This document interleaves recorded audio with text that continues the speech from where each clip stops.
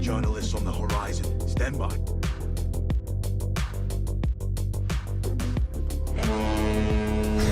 No, this one goes too long. This one goes for 3. You're watching TBPN. Today is Wednesday, July 23rd, 2025. We are live from the TBPN Ultradome, the Temple of Technology, the Fortress of Finance, the capital of capital. El Capital de Capital. El Capital de Capital. Thank you to Restream for powering this stream. We love Restream. Couldn't do the show without them. Seriously. Yeah, it's amazing. They're a new partner, if you haven't noticed already. They're in the intro, in the last 30 seconds. Yeah. That little cinematic IMAX treatment. We're having a lot of fun with that. We realized how dependent we are on them. Oh, yeah. We had a small error at one point, and we could not run the show. Yeah. Critical infrastructure. But one out of a few hundred shows. Yeah. And it was fixed quickly. So. You know who should get on Restream? Apple and F1. That's the story that we're talking about today. We've talked about this before. So F1, fantastic race series. We're big fans. But the actual streaming rights to the races has been kind of hotly debated. There was an article in the Journal a while back that they were going to ESPN saying, hey, we want something like $80 million. And ESPN was like, I don't know if that's worth it. And we were going back and forth. They wanted something like 200. Yeah. Right? Yeah. They wanted a lot. And so the stack of content to go through is growing. So we will be thinning out the textbook. We will be thinning out the guest lineup in the future. But for today, we're going through. Let's kick it off with Ben Thompson. He had some good analysis here and has some details from reporting in The Athletic, which is a New York Times property. Formula One is trending towards choosing Apple for its United States broadcasting rights for 2026 onwards. The technology company's bid being in the $120 to $150 million range. Market clearing order inbound. That is a market clearing order. Probably will clear. ESPN has held the rights since 2018, but its current deal is up at the end of the year. The sports media giant's exclusivity negotiation period expired before February 2025, leading to interest from other broadcasters, including Netflix and TBPN. Yes, we would love We decided to sit it out. ESPN has remained in the mix for U.S. broadcasting rights, though its bid is lower. Apparently, ESPN's offer is in the $90 million per year range. Which is still wild because this is the U.S. broadcasting rights. Yep. And I believe in 2024, Formula One had around 1 million total viewers. 1.3 million race viewers on average per race. Yep. But Ben Thompson puts it in a different perspective. He says F1, on the other hand, has a meaningful audience versus MLS, which was averaging around 200,000 viewers per year on linear TV before the Apple deal, and that wasn't growing. So this is 6 times as big as MLS. Yep. again, I think there's more games than races, so it's not exactly apple to apple. But every race, but one has seen a year-over-year increase in viewership. So F1's getting more popular. A lot of that's driven by Drive to Survive. And this is the crazy thing: given when races are televised, usually early Sunday morning, and the fact that they aren't promoted by ESPN in any meaningful sense, so it's not like you're getting the Pat McAfee show talking about, oh, you got to tune in, and there's a ton of coverage on ESPN throughout the week. They just kind of show up Sunday morning, and people turn on the TV and they schedule it. And so you can. He says I always you can like make the case. timing because any parents out there, you're certainly not sleeping in on the weekends. Yep. Kids wake up. Yep. And I find it's some nice background noise or viewing in those early hours. For sure. And so he says you can make the case that F1 makes its own audience, which by extension means they will be able to pull people to a streaming service. Basically, F1 fans are strong enough that they'll go search it out. And when I was really getting into F1 after getting into Drive to Survive, I was like, okay, I'm gonna have to subscribe to F1, the app, and like jump through all these That's hoops on your phone. And it was it's like as many hoops as UFC, but people still do it. Yeah. And there's still a big debate. But anyway. And I think Netflix had done the analysis and realized that all of the potential viewers of F1 were basically already subscribed to Netflix. Yep. And so it was a more difficult kind of equation to make work than someone like an Apple TV potentially that could potentially drive I new think someone called it like a subscribers. streaming backwater or something like that in here. We'll dig into it. But somebody had some not nice things to say about Apple TV. Although I'm a subscriber and I think it's nice.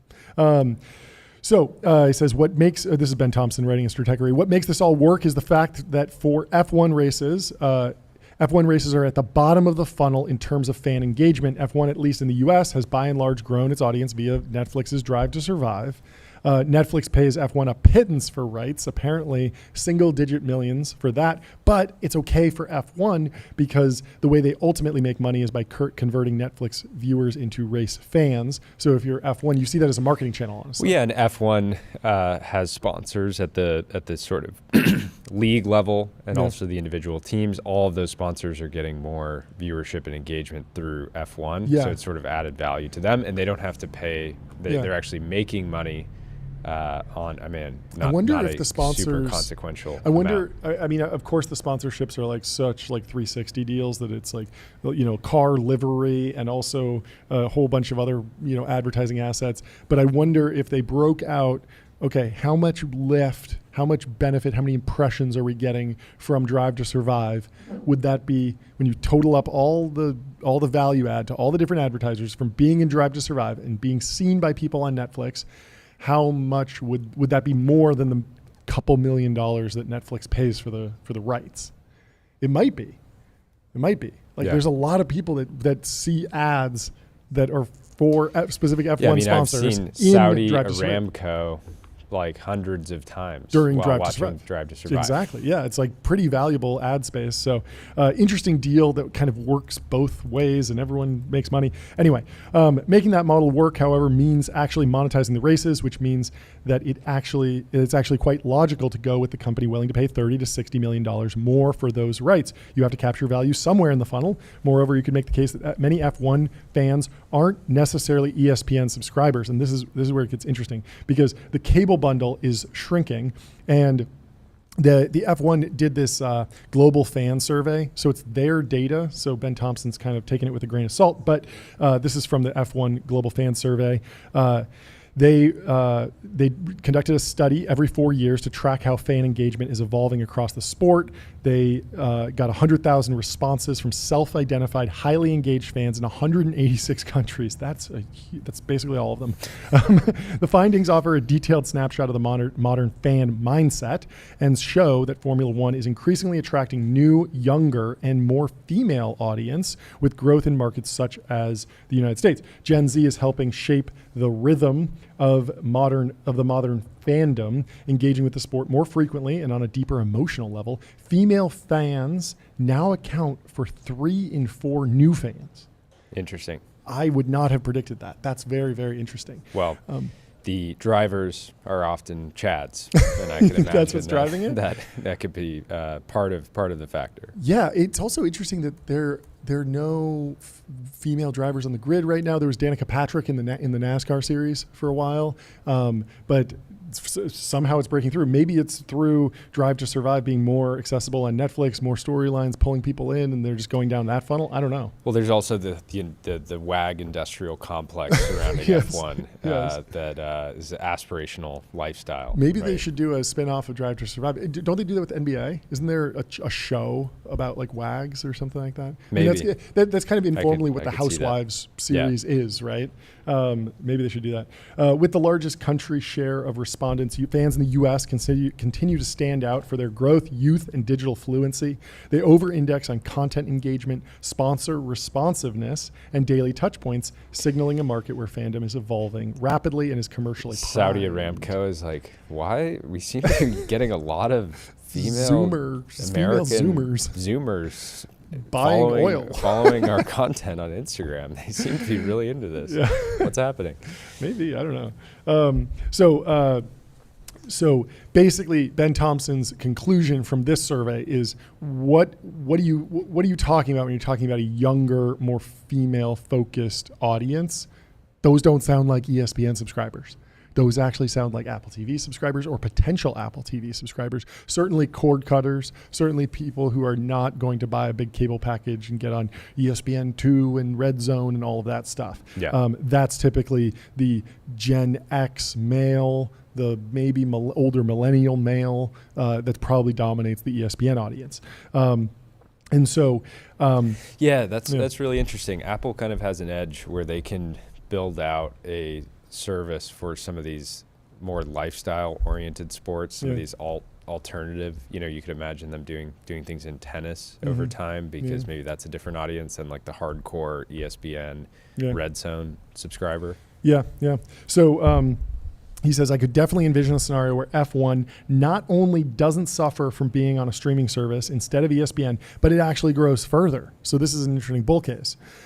Given Apple TV's lower price point relative to a standalone ESPN streaming service, much less a cable bundle. What is clear is that this deal certainly makes a lot of sense for Apple than the MLS deal did. If the company can capture all 1.3 million of those current viewers and they are incremental to current Apple TV subscribers, then the company will break even on this deal. Those are very generous assumptions, of course, but not nearly as generous as whatever assumptions drove the company to spend double the money on a sport no one watches, which is MLS. So he's taking shots at MLS because there was an interesting quote in here from something else. What was this? It was from The Athletic, again, talking about the North American Soccer League general managers. One common theme from general managers, the Apple deal, which is Apple's deal to air MLS, is proving to be too much of a barrier for new fans. They want the content to be completely free? New fans just don't want it on Apple, apparently, or the GMs don't want to be limited to the Apple audience, apparently. They want to be on ESPN or something. Oh, okay.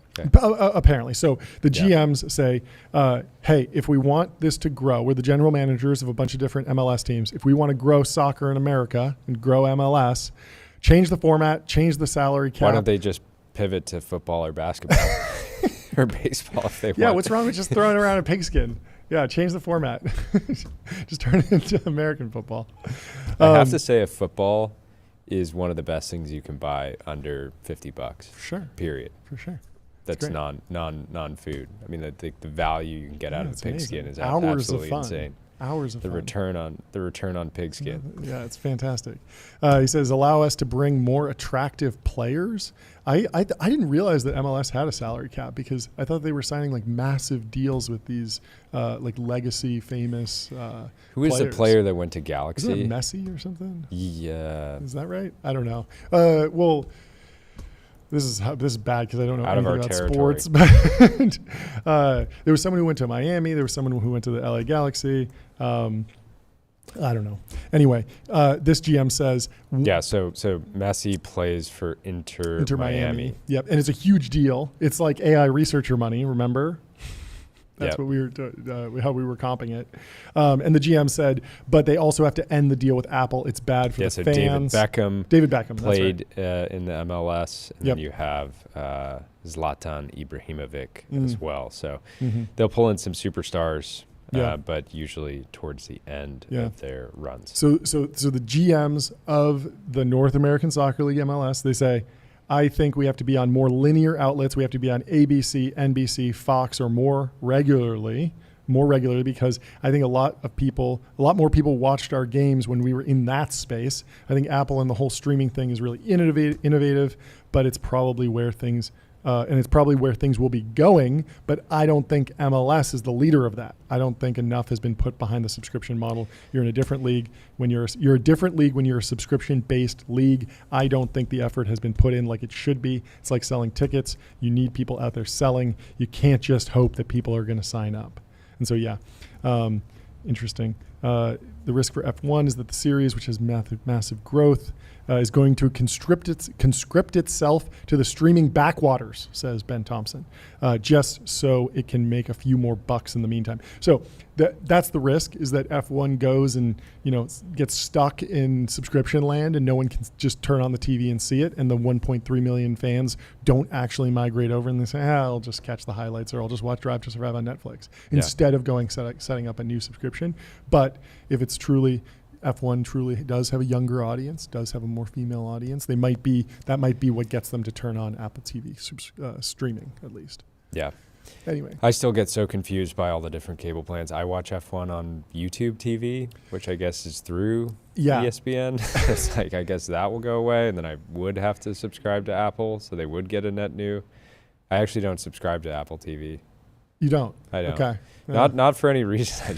I never want to go through I just don't watch a lot of television. Yeah. And I don't want to go through the hassle of like signing up for a new service. Yeah. I feel like recently I got a new iPhone, and it just like came with Apple TV Plus, and I just like clicked the button and didn't unsubscribe, and then I've been on that for a while. But speaking of a new iPhone, we have a challenge for Tyler Cosgrove, the intern at TBPN. We will be giving him a second shot on goal, a second kick of the old field goal. If you missed it, we bricked his iPhone. He had to upgrade to liquid glass. It's been on its last legs. Mark Gurman has some interesting posts today. He said, we won. He likes the new revision to liquid glass, the latest and greatest, which I think you can't get yet. Break it down. No. So it's mostly because my storage is so low. So you can't revert back. Yeah, it's like but you also can't go forward. I can't go forward because I would have to like delete basically everything on my phone, which I guess maybe I could basically clear it and then update and then get the stuff back. Okay. But I don't know if that would work. Well, you're stuck in purgatory, in iOS purgatory, liquid glass, a liquid glass house. But today you have the chance to win a new iPhone. If you can get on the leaderboard for ArcAGI V3, we gave Tyler the chance to prove his humanity and defeat the version 3 of ArcAGI. This is a benchmark for artificial intelligence systems. The whole design is that anyone should be able to do this. Any human should be able to beat these puzzles. Tyler beat them, but we got some benchmark time. We gave him a time constraint. Mike Knoop, the co-founder of Zapier, who's also the co-founder of ArcAGI and behind the lab that's actually pioneering this benchmark, gave me some times. He said 15 minutes would be super hard, 20 minutes would be reasonable, 25 minutes would be very doable. We set it as hard as possible, 15 minutes. Tyler came in around 25. But today, redemption is on the line. You get a second shot on goal of winning that iPhone. So what did we say? So the new human benchmark, there's a leaderboard where you can go and do these tests as many times as you want. The first time you do it, it's hard because you have to figure out how the games work. But then after that, it becomes kind of a speed run. But the leaderboard is based on efficiency. So how few moves can you make? How few actions can you take to solve the puzzles? To be kind of in the top 15, top 20, you have to do it under 600 moves across all 3 games. And that's the challenge for today. There's no time limit.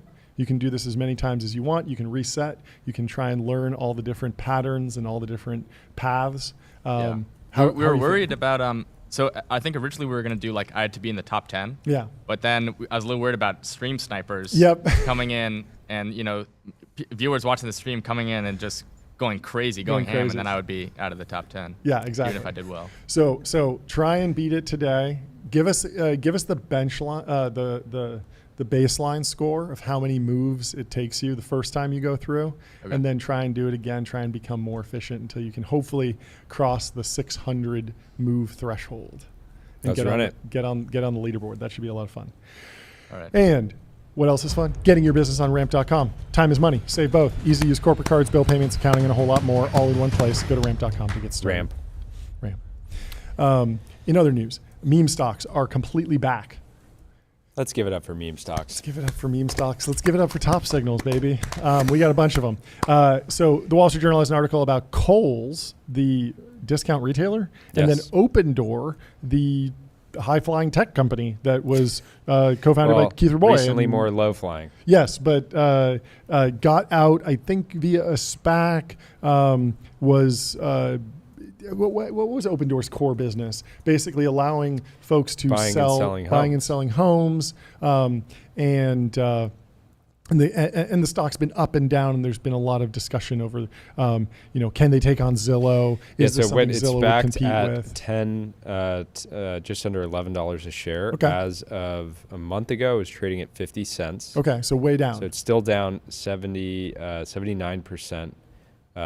Since the IPO, but more recently, it's up 300% in the past month. Wow. And people seem to be rallying around. I saw people saying, this is an $82 stock all day. I don't know why. I don't know why that number in particular. Not a lot of DCFs going on in the meme stock community. Vibes-based analysis. It's a proven strategy. Yeah, memeing a stock. It happens. Krispy Kreme is also in the conversation with the ticker DNUT. Is up 40% in the past 5 days. Yeah. The market.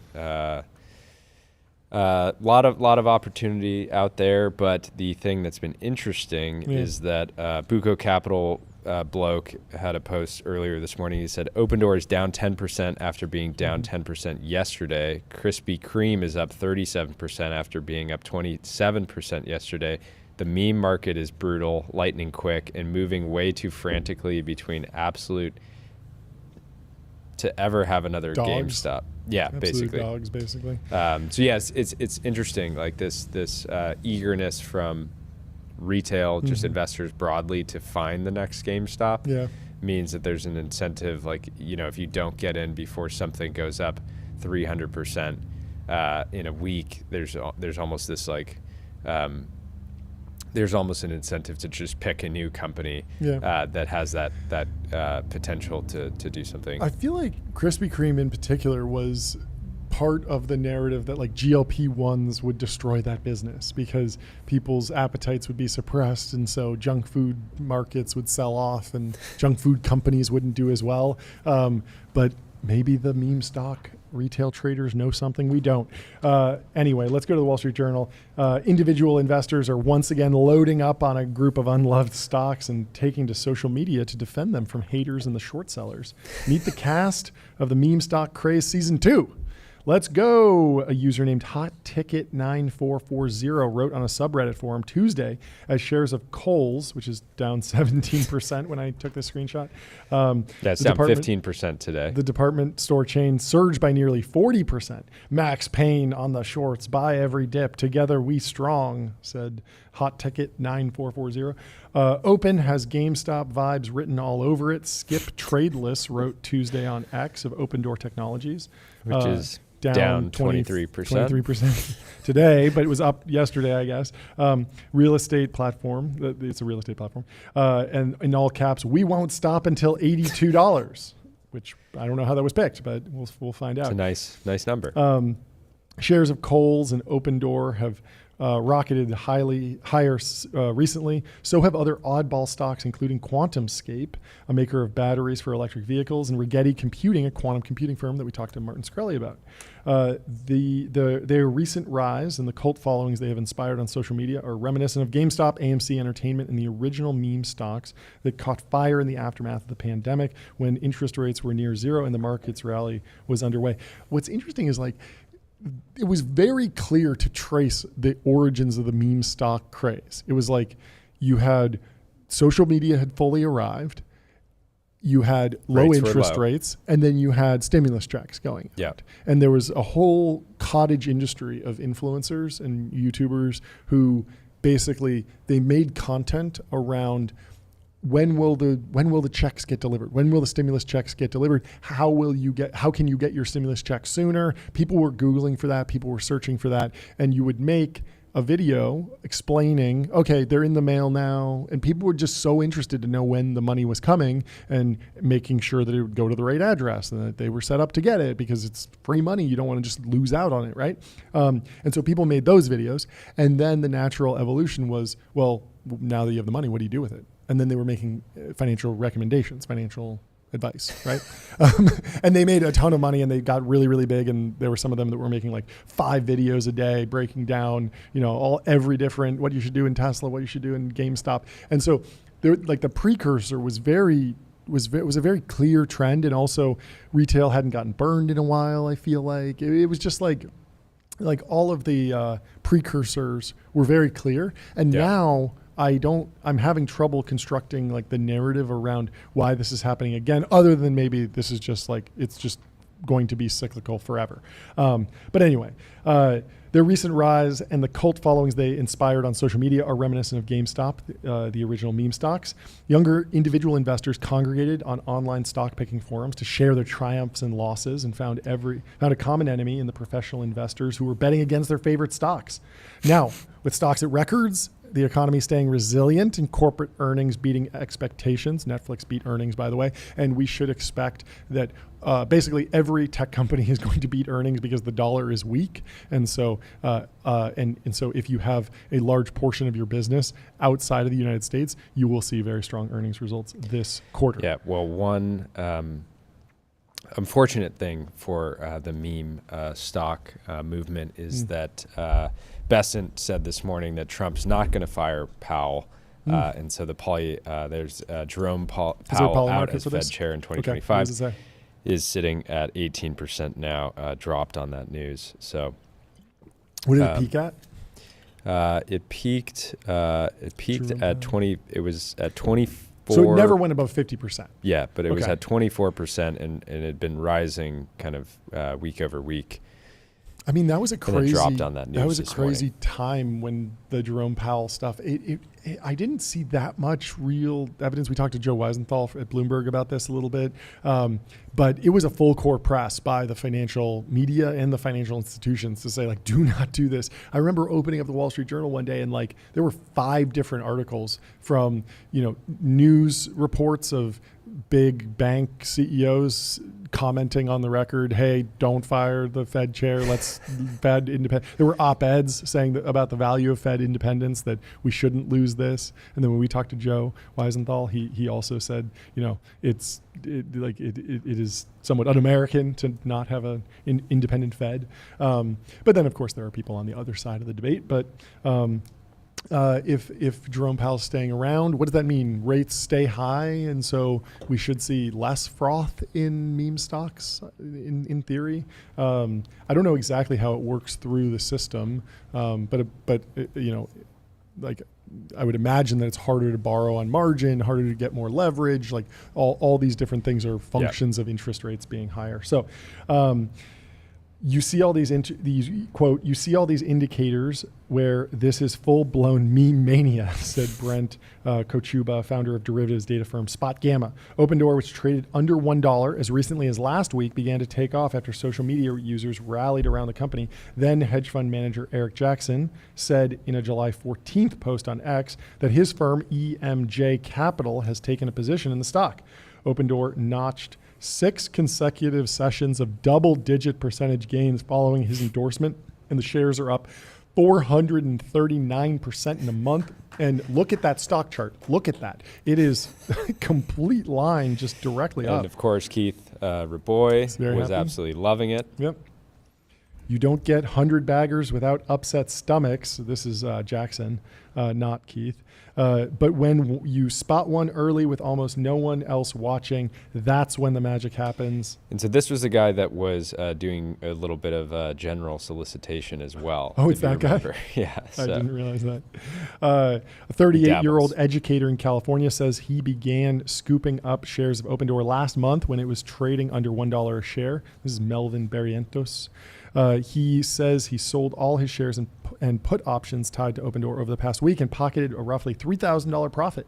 Put options confer the right to sell a stock at a set price. Barrientos says he is always on the hunt for beaten down stocks and has traded meme stocks like AMC and Carvana before, often loading up on thousands of shares before selling them when they rally. He says he plans to sell more Opendoor puts if the shares continue tumbling. And shares of Opendoor fell 10% to $2.88 on Tuesday. It just happens by luck. Kohl's revenue is another example. The embattled retailer. What's your investment strategy? It's just luck. Luck. Make your own luck. Well, I feel like there's some great wisdom out there about luck. I wouldn't. It doesn't feel like true mania, since this guy's not saying I just quit my job to become a day trader. Yep. I don't know. It's very, very interesting. So meme stock traders are often target companies that are highly shorted, like Kohl's and GameStop before it, hoping to induce a so-called short squeeze. Short sellers bet against companies. If the stock starts rising instead, short sellers may need to buy their shares back to exit from the losing trade, a cycle that creates even more demand and can send shares soaring. The frenzy continued on Wednesday. Shares of GoPro soared 57%. And Krispy Kreme, which you mentioned, jumped 20% despite no clear impetus GoPro, to buy. I mean, I love when they just pick an awesome company like GoPro. GoPro is a sweet company. Making cool cameras for doing cool stuff. Yeah. How can you not love that? Yeah. It is interesting because, AMC and GameStop were very much like nostalgia plays, whereas Opendoor doesn't really fit that template of, I feel like a lot of the GameStop supporters were also supportive of the idea of getting back to a world where you can go and buy a video game from a local store, and that just being like a fond childhood memory. I remember as a kid riding my bike to GameStop to pick up a new N64 game. Or I love how there's somebody out there that's just like has that mentality of just buy the stocks of the companies you love, and they're like, well, I love Krispy Kreme, and I love GoPro, because I love doing some cool stuff, filming it, and treating myself with some donuts. Yeah. And they think they're a genius investor, not realizing that. And I mean, every once in a while, things do get oversold. There's plenty of examples of companies that have been trading like below cash for some reason, and it's a function of various lockups. And then the company kind of goes into wartime mode and rebuilds and does come out of it and builds back up. And that does happen, especially post the end of ZERP, post the SVB crisis. There were a lot of companies that were just truly oversold, and they were able to come back, usually because they're founder led and the founders stuck it out. Yeah. So there's lots of options being traded on Opendoor, Nvidia, Apple, and Opendoor has over 3 million option contracts that changed hands on Monday, almost as much as the S&P 500. Wow. With a market capitalization around $2 billion, Opendoor is a member of the Russell 2000 Small Cap Index. The fact that more Opendoor options traded Monday than contracts tied to Nvidia, the $4 trillion behemoth, was unusual. That's pretty much unheard of, Heisinger said, founder of options data platform Quant Data. And that trading increase obviously wasn't tied to fundamentals. It was a speculative squeeze. And so there's a very funny article in Bloomberg from Matt Levine. He's a fantastic columnist and a fantastic writer. This is taking it one step further. We're getting into meme stock treasuries at this point. Okay, so he says, well, the other day I wrote, and if you're not already subscribed to Matt Levine over at Bloomberg, you got to get on Money Stuff. It's a great newsletter that you can get in your email inbox if you subscribe to Bloomberg. Well, the other day I wrote that the crypto treasury strategy trade is very good, but saturated. The U.S. stock market will pay $2 for $1 worth of Bitcoin. So lots of companies have acquired Bitcoin to make their stock go up, but the returns are diminishing. Companies have moved on to other cryptocurrencies, Ethereum, Tron, and Solana, and BNB and Trump coin, but they are running out of space. And he wrote, if you want to do this trade now, you might want to try something else. Maybe the stock market will pay $2 for $1 worth of blank, you think, where what goes in the blank is 1, big and attention getting, 2, relatively liquid, so you can buy it incrementally as money comes in and market to market as the price goes up, and 3, somewhat crypto adjacent in spirit, but 4, not a big obvious crypto token. And so what would be exciting? One of one Ferraris, classics. Ferrari treasuries. Ferrari treasury. There's something there. That sounds like something we would do as a joke. Yeah. And it will actually happen in the market in a few years. Maybe someone should buy that McLaren collection. There we go. That's a good treasury. There we go. You got an original F1. I'm trying to think what else is big and attention getting and relatively liquid. I don't know. Well, his example is MicroStrategy. So he says, I feel like someone should try a MicroStrategy treasury strategy. Like you take over a small public company and you announce that you're raising $200 million to buy MicroStrategy stock. Maybe that would be worth $400 million. And he says, I'm an idiot, but there's one obvious answer, and I'm ashamed that I missed it. Quantum Biopharma found it. Wow. A biopharmaceutical company hilarious. dedicated to innovative therapies for neurodegenerative disorders today announced the purchase of 2,000 shares of GameStop to hold on the company's balance sheet as a strategic investment. This move aligns with Quantum Biopharma's ongoing commitment to combating market corruption and enhancing shareholder value through prudent financial strategies and advocacy against manipulative trade practices. Well, whatever your plan is, you're going to need to design a graphic for it. You're going to need to get on Figma.com. Think bigger, build faster. Figma Designs helps design and development teams build great products together. Get started for free at Figma.com. We have an interesting speaking of Figma, yeah, they hold Bitcoin. They do on their balance sheet. They do. I don't think that's because it wasn't. It was more. I think it was more like prudent treasury management and wanting to be diversified. Dylan's been a big believer in crypto for a long time.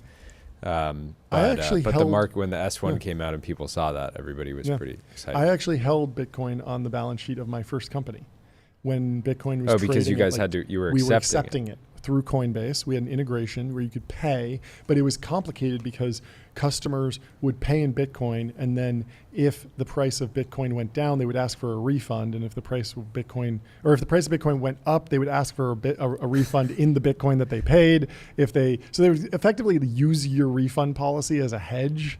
And so if the price of Bitcoin went down, they could like sell the product and then buy more Bitcoin with it. It was just like very, very messy. But we wound up holding some Bitcoin on the balance sheet, but we eventually sold it way too early, obviously. And we also paid out a bonus to people. I think everyone that Christmas got 5 Bitcoins. Crazy to think about now. Wow. It's like it was like $5,000 back then. Brutal. Yeah, brutal. Anyway. Let's tell you about Graphite.dev, code review for the age of AI. Graphite helps teams on GitHub ship higher quality software faster. I wish I had Graphite back in the day. You can go to Graphite.dev to get started. I had Graphite back in the day. Yeah. Matt Levine goes on, 2,000 of shares of GameStop is like $50,000, which isn't going to move the needle, even on a $72 million public company. The stock was down this morning, but good effort. Good effort. So he says, the simple way to think about exchange-traded funds is that an ETF... See, that would be, if they added $50,000 worth of GameStop to their balance sheet, and then the stock mooned, that would be true mania in my book, right? You got to have the day trader, the educator who's day trading options, quitting his job, and you got to have adding $50,000 of GameStop, triple your stock price. To me, that's 50K is so little. I mean, why did they do this? Like, what is it just to get a press release, just to get mentioned in Matt Levine's John, it obviously article? aligns with Quantum Biopharma's ongoing commitment to combating market corruption and enhancing shareholder value through prudent financial strategy and advocacy against manipulative trading practices. How does this combat market corruption? They're making a statement, John. They're making a statement, I suppose. Anyway.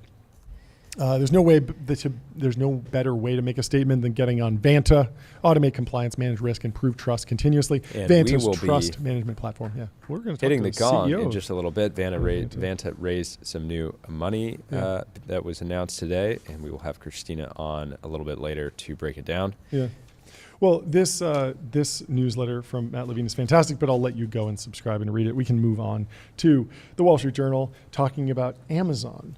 Amazon has launched a new, or they bought an AI wearable that kind of flew under the radar. This is the B. Yeah. Had you ever heard of this company? I hadn't heard of it. I feel like I've heard of most of them, but only the ones that kind of went viral. So the Humane Pen I followed, the Rabbit R1 I followed, the Friend I followed, and then obviously the Sam Altman, Johnny Ive Project IO, which we don't know what it is. Might be a wearable, might be a phone. I don't know. I feel like there's been a lot of conflicting reporting about what they're actually building, but there's a lot of stuff there, and there's something coming. And then obviously we've talked to the founder of Whoop and other wearables, and I'm aware of Fitbit. That's kind of in the legacy space. Apple has the Apple Watch. Now Amazon has the B AI bracelet that listens to your conversations throughout the day and automatically adds action items from those chats to a to-do list. So it might suggest it'll create a suggested to-do for you. On their website, it says go grocery shopping for the week as one. 2 is actually on their site, says send a Figma link of the work discussed to the team. And 3, establish a routine to take a daily walk. And it gives you reflections and insights. And the example they give on the site is you're adapting your parenting approach during wife's absence by creating special moments around routine activities like swim class. Not a bad reminder. If you're a parent, turn that swim class into a special moment. Do they have a linear integration? The purpose-built tool for planning and building products? You can make a system for modern software development. I would get a B band to help you streamline issues, projects, and product roadmaps. That'd be great. They should go to linear.app.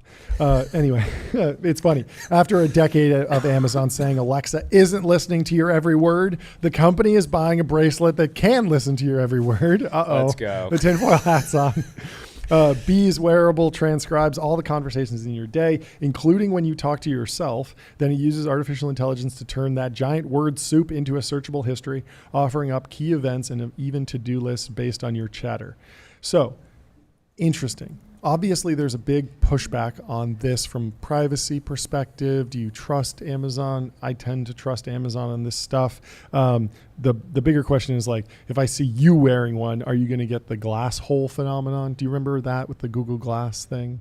We seem to have blown past that. So Google launched Google Glass back in 2012-ish, something like that, and it was just a pair of glasses with the camera on it, and you could take pictures. A direct precursor to the Meta Ray-Bans, although it did have a heads-up display. It was very small in the corner. You could kind of look up, and the basic use cases they were pitching were things like turn-by-turn directions. If you're on a bike, you don't need to pull out your phone. You can get Google Maps integrated. Google was working on this for a while. Then eventually it kind of got sunsetted. There's this famous picture of Mark Andreessen in the Google Glass, and a lot of people were very excited about it. It seemed like the era of augmented reality was on the horizon. Didn't really pan out that way. They pivoted to B2B or enterprise, and the idea was like, okay, maybe if you're on a factory line, you could have work instructions pulled up there. That never really panned out either, and they kind of sunset it. And it kind of went the way of the Microsoft HoloLens, where there was some amazing R&D that was done, some amazing engineering, but they never crossed the chasm, never got past the early adopters.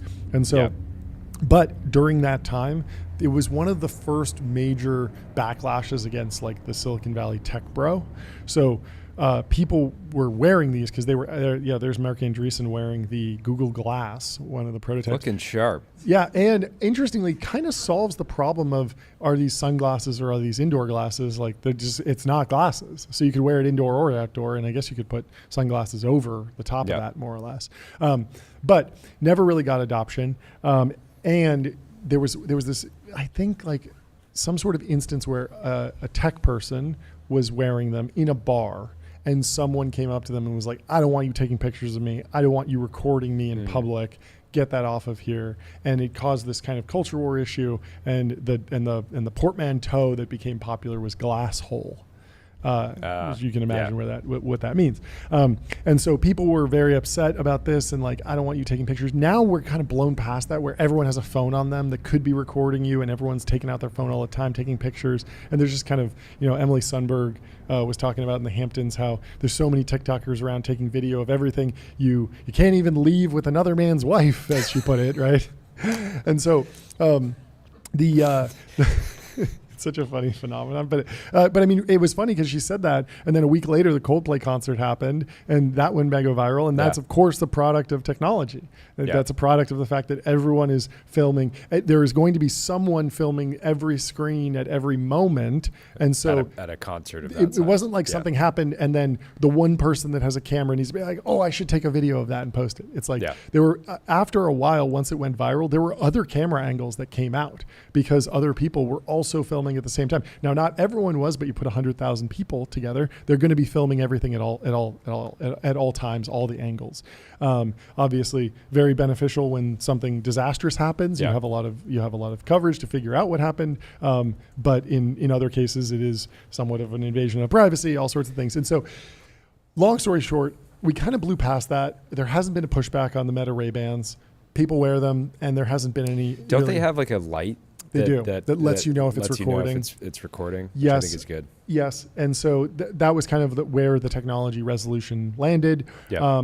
Now, Meta Ray-Bans aren't the most popular product, but there's certainly plenty of people that daily drive them, and they're not getting, aggressively yelled at for being like Meta Ray-Ban holes or whatever. Like that meme is dead. And people just kind of assume that if I'm out in public, someone might take a picture of me with their phone or their Meta Ray-Bans. Like it's just something that happens now. And we've just been normalized. But and anytime these wearable pendant bracelet things have popped up, people's immediate thought is, okay, so you're recording every conversation that you're having, and that's being indexed. Maybe you're getting transcriptions. Is that suddenly, if somebody sues you, do you have to provide that, as part of a lawsuit? That you can imagine the kind of problems that would cause. We should have so Avi from friend.com. They're starting to ship their product on July 30th, so just a week from now. And I'm sure he has some way that he's addressing that. But B is interesting. The company was started just under 3 years ago by some former Twitter employees, actually, back when it was called Twitter. So the CEO, Maria, and Twitter and B, both like flower adjacent animals. I'm seeing a trend here. I like this. Yeah, I can see it. So Maria Delordes-Zolo said the company, which imagines a world where AI is truly personal, is joining Amazon in a LinkedIn post. An Amazon spokeswoman said that while the deal is signed, the agreement isn't yet closed. For Amazon, it's a small move in a potentially huge future market. I saw the bracelet. Yeah, and it was interesting. I think the pricing strategy here was smart. The device, they sold it for $49.99. So just clearly trying to sell these to as many people as possible. And then I'm sure there's a subscription component to it as well. But There is something about the price point. And even though when the iPhone was released, it was like $600, it was very expensive. And they actually haven't shipped any product yet. Oh, B hasn't? Yeah, so they're shipping in we're shipping in February. September. So when they ship, will they have to pay sales tax? Or what should they use for that? Definitely. I would strongly recommend numeralhq.com. Yeah. Sales tax. They could put their sales tax on autopilot. They could spend less than 5 minutes per month on sales tax compliance. They could. That would be amazing. So they did send a demo to Joanna Stern at the Wall Street Journal. She was impressed with how useful the bracelet was, but she wasn't sold on the privacy trade-offs. Rather than saving audio, B only keeps a transcription, but still the creep factor is high, says the Journal. We have long had listening devices in our pockets and our homes. For many, Amazon's Echo speaker was the first. It is kind of funny. Somebody, let's say a friend comes over to your house and they've got their B bracelet on, and then they take it off at some point and sitting on a table, and you're like, wait, there's, let's say you're having a pool party. You're sitting at the table, we're sitting like this. so the person, the bee owner is off doing something else, but they get like a perfect transcription. Oh, and yeah. they actually get recommendations. Yeah. It's like, hey, so-and-so was talking behind your back for about 30 minutes. Yeah, the mangoes he brought to the pool party, totally rotten. Totally rotten. Wow, really lacks attention to detail. Won't be invited to the next pool party. Yeah, until your bee is like, okay, so you really need to work on your mango selection going into the next party. She's like, your friends were roasting you behind your back. This is really a weak point for you. Yeah. That could be valuable. I think some people are gonna have to fill out the apology form to all the schizophrenics out there who've been like, everything's listening to me, because like, well, yes, in fact, everything is listening to you. I think if Meta could have bought a company like this and said for $50 a month, we'll pay you $50 a month to listen to everything that you say and give you better ad targeting. I bet Meta could make it back. Yeah. I mean, I do think the price point is like super, super key to getting the install base down. John Carmack was talking about with VR. What was he saying? Like 100 grams, $100 for a VR headset. That's when you're going to get everyone to buy them. And then there's going to be such a big install base that everyone will want to build on top of it. And that's when, when the iPhone came out at $600, it was so expensive. It was such a luxury good, but everyone had a phone at that time. The phones were just heavily subsidized by the phone plans, and the phone plans had started at like $10 a month, $30 a month, and kind of worked their way up to $100 a month. The phones were really only like a couple $100, so if you lost it, it wasn't that big of a deal. And like slowly it had worked its way up from the bottom. Wireless phones, cell phones used to be a luxury. It took 2 decades probably from the 80s to go from the big Dynatac all the way down to the Motorola Razr V3, which was like pretty much, affordable to many families. Would give them to their high school kids, right? Yeah. And then so when the iPhone came out, there was already this install base of people who expected to be able to make phone calls over the cellular network, and then also text each other. And then the internet browsing was like kind of a nice to have extra feature. I remember someone had a really fancy, I think it was like a Nokia or something, or it was some sort of other phone that had a very primitive web browser on it about like 2 years before. And it was really expensive because you had to buy a data plan too. But I was like, oh man, like the ability to access the internet everywhere, that's such a killer feature. And so I definitely could imagine a world where, you have to get these products just so cheap that everyone's buying them, wearing them. They're just baked into everything. And then you can scale up to something that's more premium.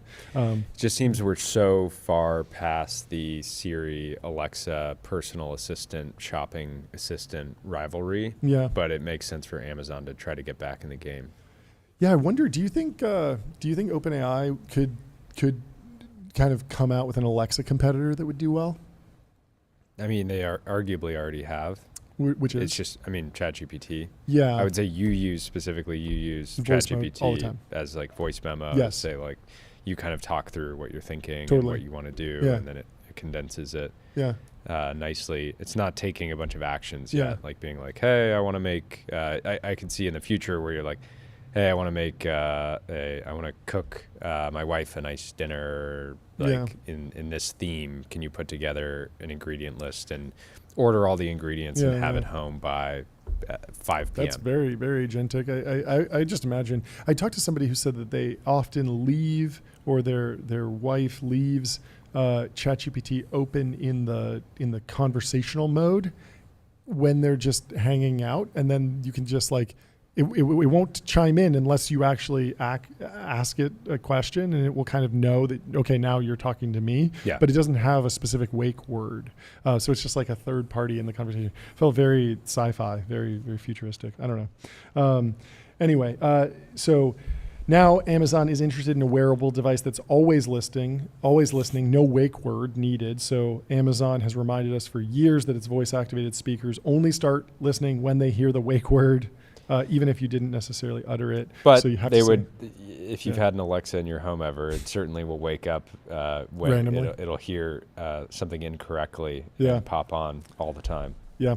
And so very interesting to see what they're thinking about here. B is one of a growing pack of AI gadgets out there. Google has Pixel earbuds that put Gemini AI in your ear. Meta Ray-Bans, of course, we talked about. Samsung recently showed off Gemini-infused Galaxy devices. Apple has been slower on the uptake.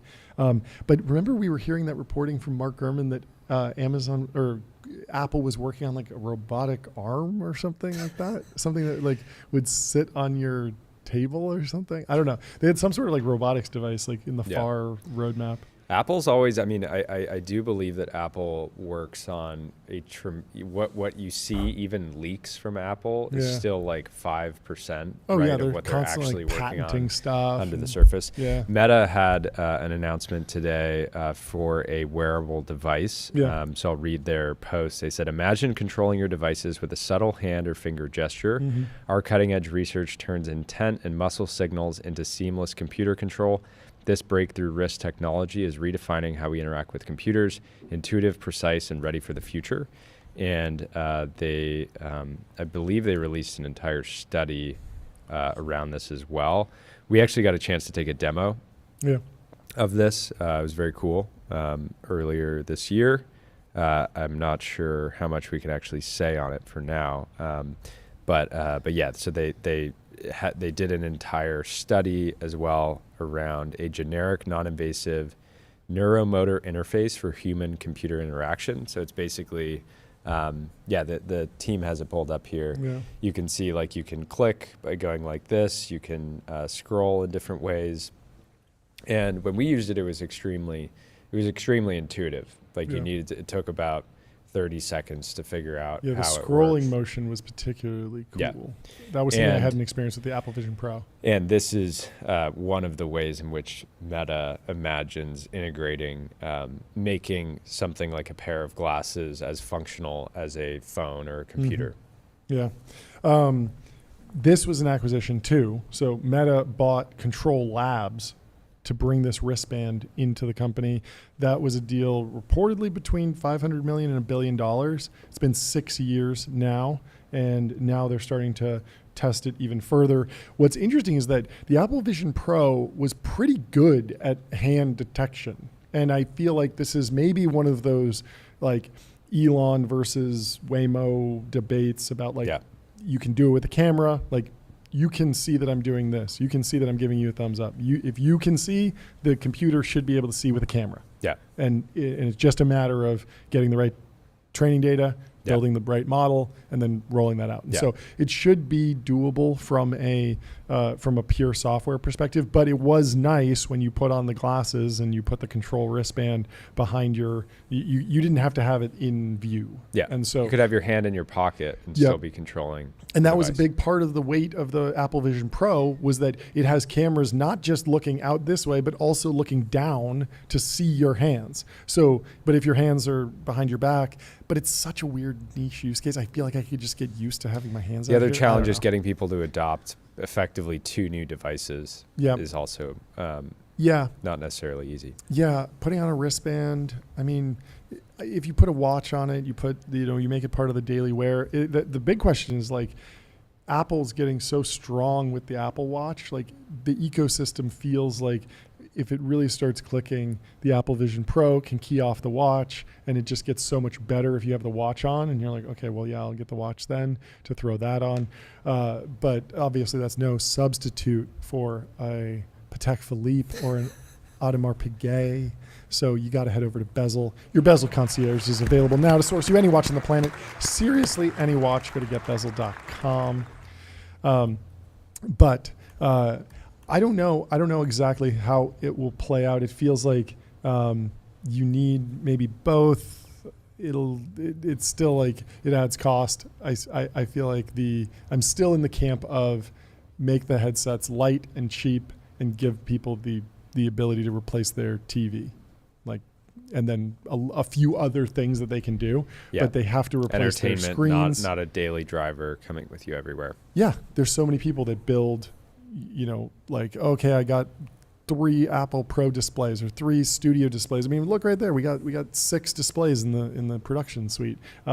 Like in theory, that could be replaced with VR headsets. Yeah. And you could have unlimited displays and reconfigure them as you need on the fly. Yeah. And for a lot of people, especially if you're traveling, college student, a smaller apartment, instead of a big 60-inch TV and a bunch of monitors for your desk setup and this and that, you just have one headset. But it's got to be light. You got to be able to wear it for a really long time. Yeah. Well, let's go and check in with Europe. We have a post here from Kai. He says, normalize sitting outside the cafe all day and not really doing anything. And Superstar poster Jira Ticket says, impressive. Very nice. Now let's see the GDP.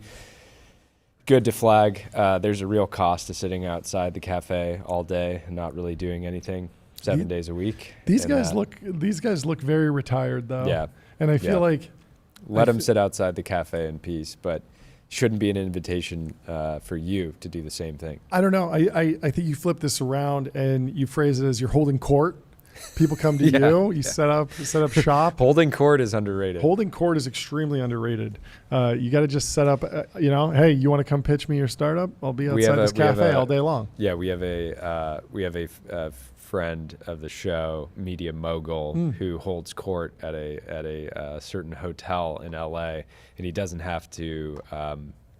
really have to leave all day long. Sure. They just, he's really a king there. Yeah, it's great. And they come to him. It's a fantastic way of doing business. Yeah.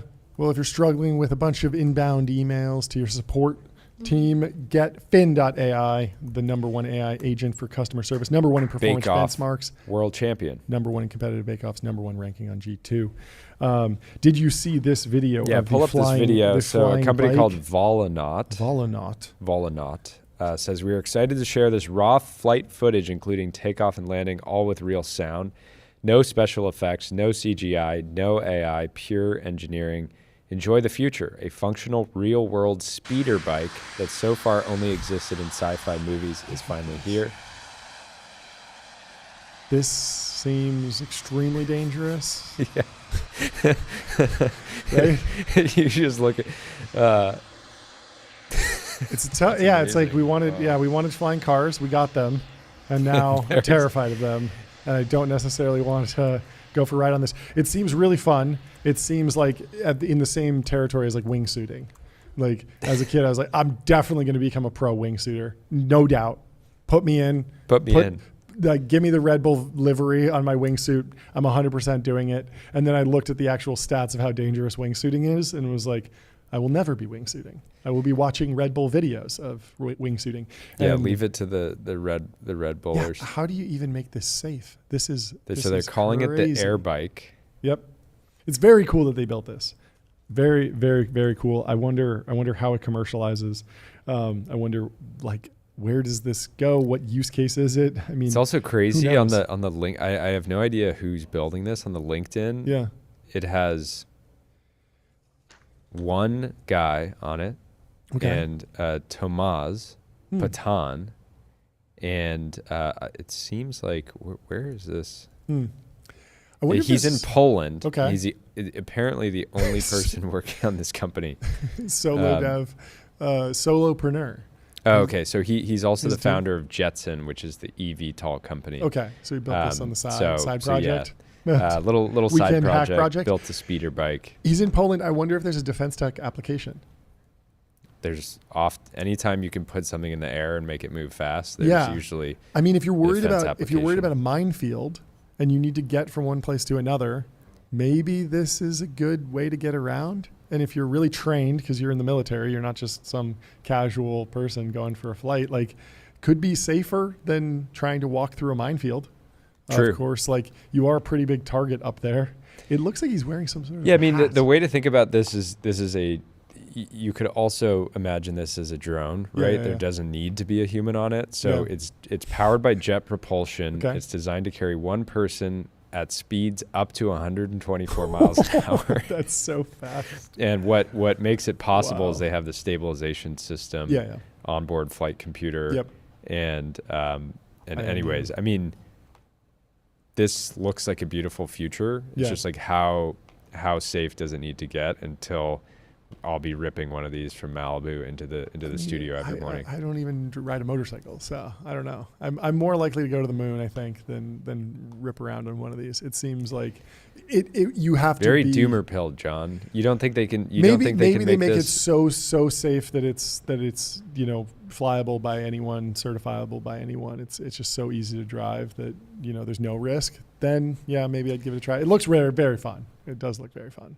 Yeah, one solution is it becomes like fully autonomous, and you don't have this sort of like human saying, "I'm gonna take this turn a little faster." But then that's just a drone, right? Yeah, but it'd still be cool to have a drone that you could ride on that would take you around to places. Yeah. Then you're just back in eVTOL territory, right? I don't know. Yeah. I guess this is not eVTOL because it's not electric motors; it's jet propulsion. But imagine when this thing gets to the point where you can just like fly it up a mountain.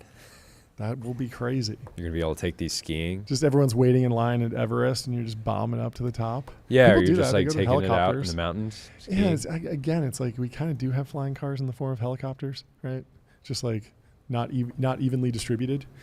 It's going to be fun when they start selling these things. They're going to get on ADIO. Customer Relationship Magic. ADIO is the AI native CRM that builds, scales, and grows your company to the next level. You get started for free. Yeah, I have a feeling you're not going to be able to just order one of these on the website anytime soon. No, they're going to need a sales team for this. Peer-to-peer Let's check in with Tyler. How are you doing on the challenge? Okay, so I played all 3 games. Okay. And then I don't know how the scoring works. So I can look at each of the 3 games. There's scorecards and then there's recordings. I'm on the site. So I can see the number of actions. If you add them up, I'm at 576. Oh, you're pretty good. Wow. So that's under 600. Okay.